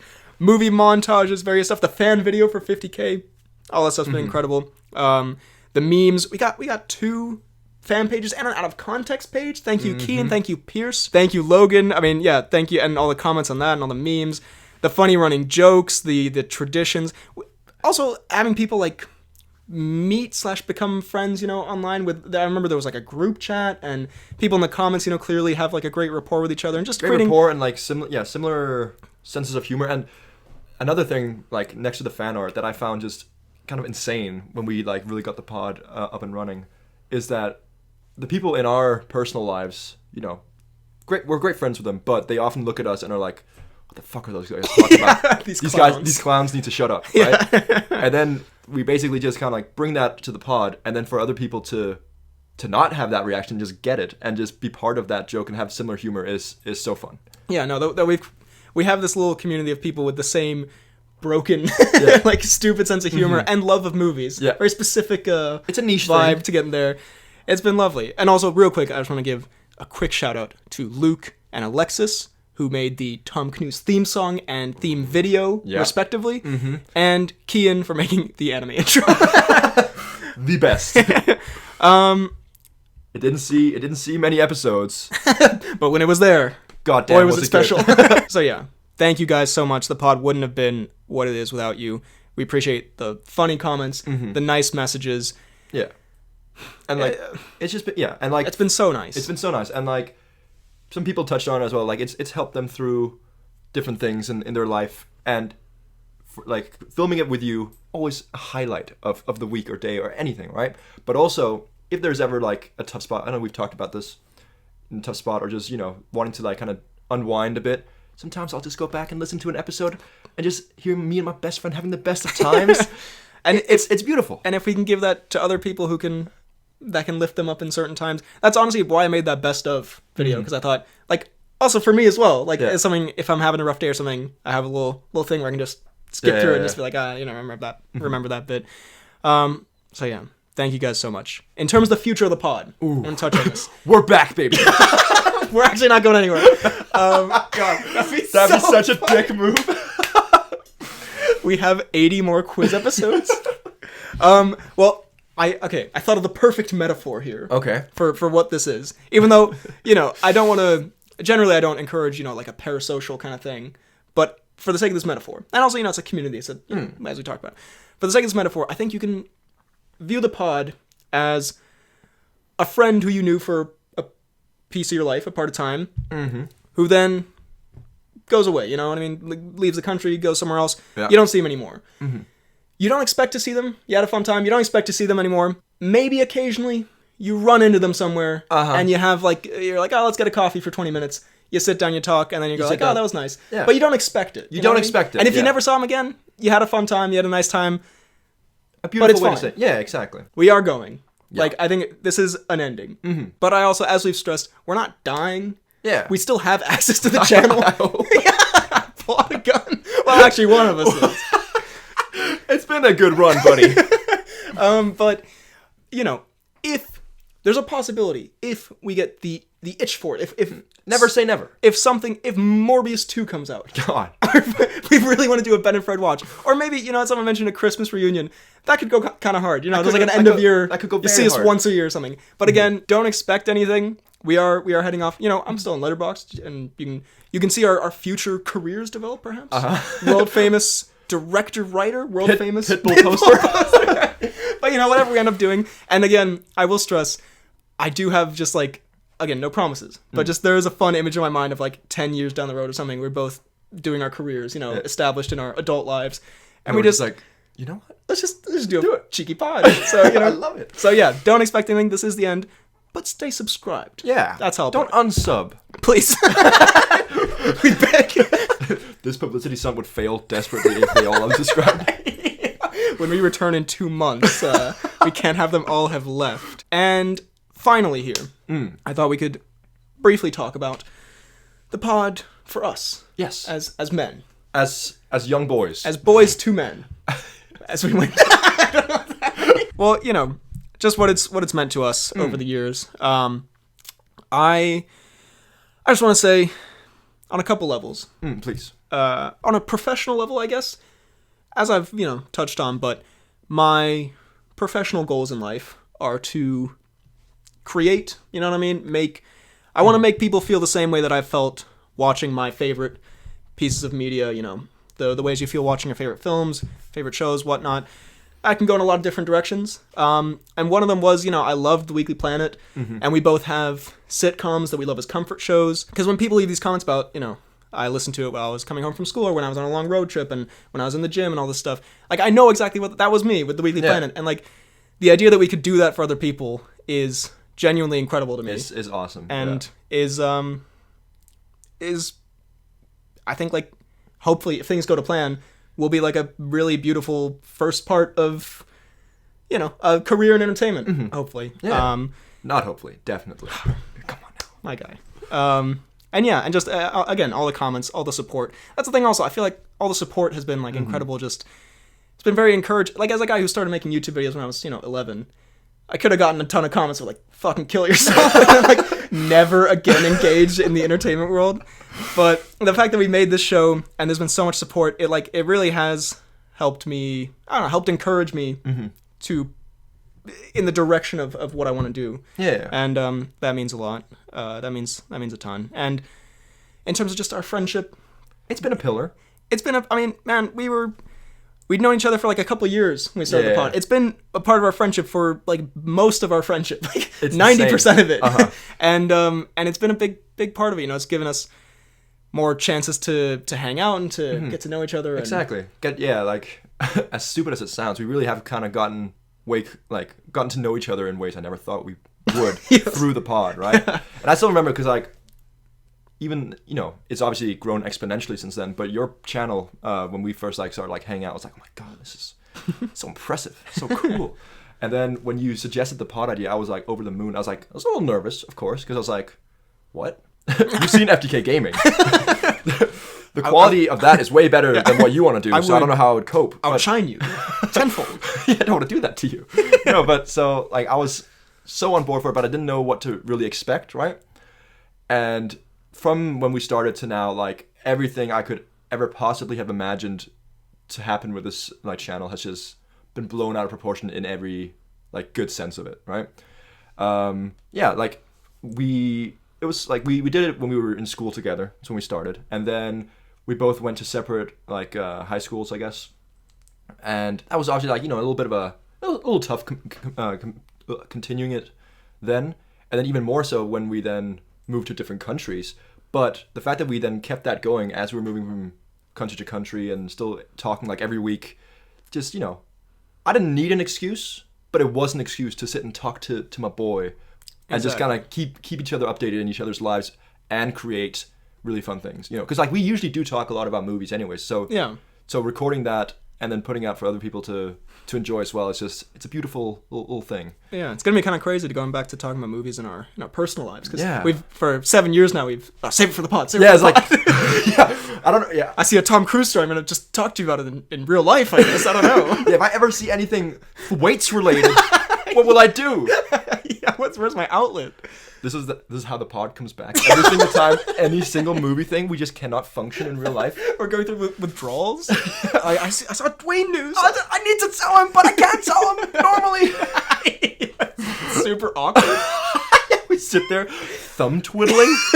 So, like, Dwayne... Him and Vin had a beef. I get the mic! And also, as I touched on before, the thing how, like, looking back at these things, because throughout the years off the pod, you've made videos for me and also just of trips we've been on and stuff like that. And looking back on that stuff is amazing. And having that with the pod as well to just kind of, I don't know, it does serve as a bit of a time capsule, like, you're able to look back on all the years of, like, your friendship, and you can, like, you're basically transported there, right? Because, like, even though we're being semi more professional than we normally would be than in our, like, on the pod than in our personal lives. Sure. It is basically the exact same thing. Us, yeah. So being able to just go back and listen to, it feels like you're with, each other, Yes. and that's something I love.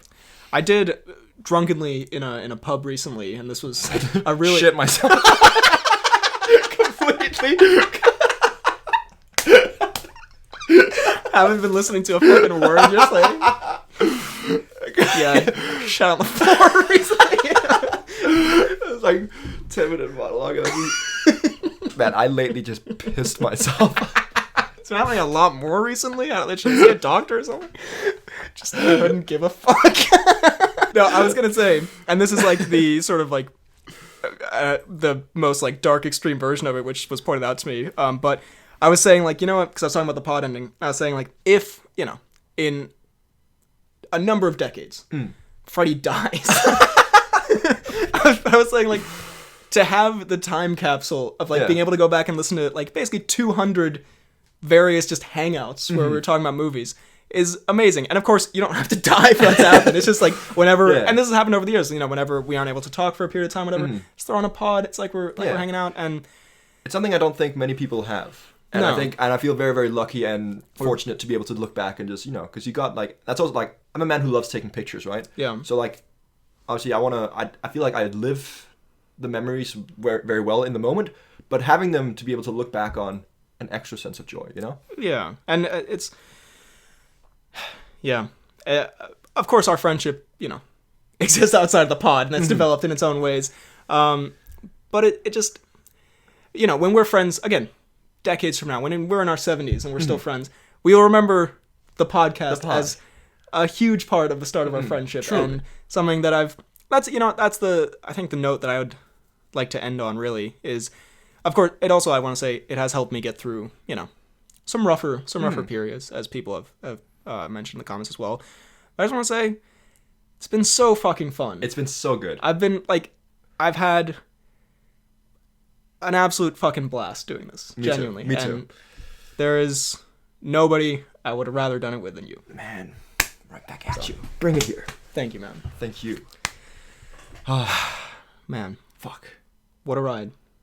Get a pussy joke in here or something. I'm a peacemaker. I'm shit myself. It's But the yeah, last word to say. Shit myself, I don't know. But no, the best ride. Couldn't have done it with, I wouldn't want to do it with anyone else, but I also can't imagine a better person doing it with, to do it with. Yeah, I don't think I could have gotten away with doing it with anyone else. No one would have put up with. They'd be like, what the fuck? What is this nonsense? I'll talk about the movies and the TV shows, but the bunch of nonsense? But no, it has been incredible and so much fun, and I'm so happy that you guys enjoyed it. Mm-hmm. So, yeah, I don't know. I've just had an awesome time, and Best time thank you so much for listening, and who knows what'll happen, but also, just saying, Poorly Planned Tattoo, definitely happening. It's definitely happening. That'll be on the Insta. That'll be on the Fidelgard Instagram. Mm-hmm. But yeah, I think maybe I don't really have a smooth transition for this, but maybe we cut to live action now. So ooh.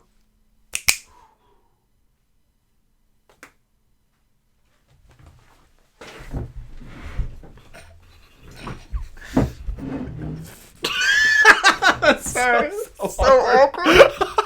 I don't know why we're trying to be so serious. Shit was dope. Hell of a ride. All right. Thank you so much for listening. And Will. Sorry, no. We might have to take this from the top. But What? yeah, no, let's do it again. No, what are you doing? Did we just end on this true chicanery? I guess. All right. It's very in the spirit. It sums us up. You know what? Poorly planned from beginning to end. Thank you so much for listening, and we will see you next time. The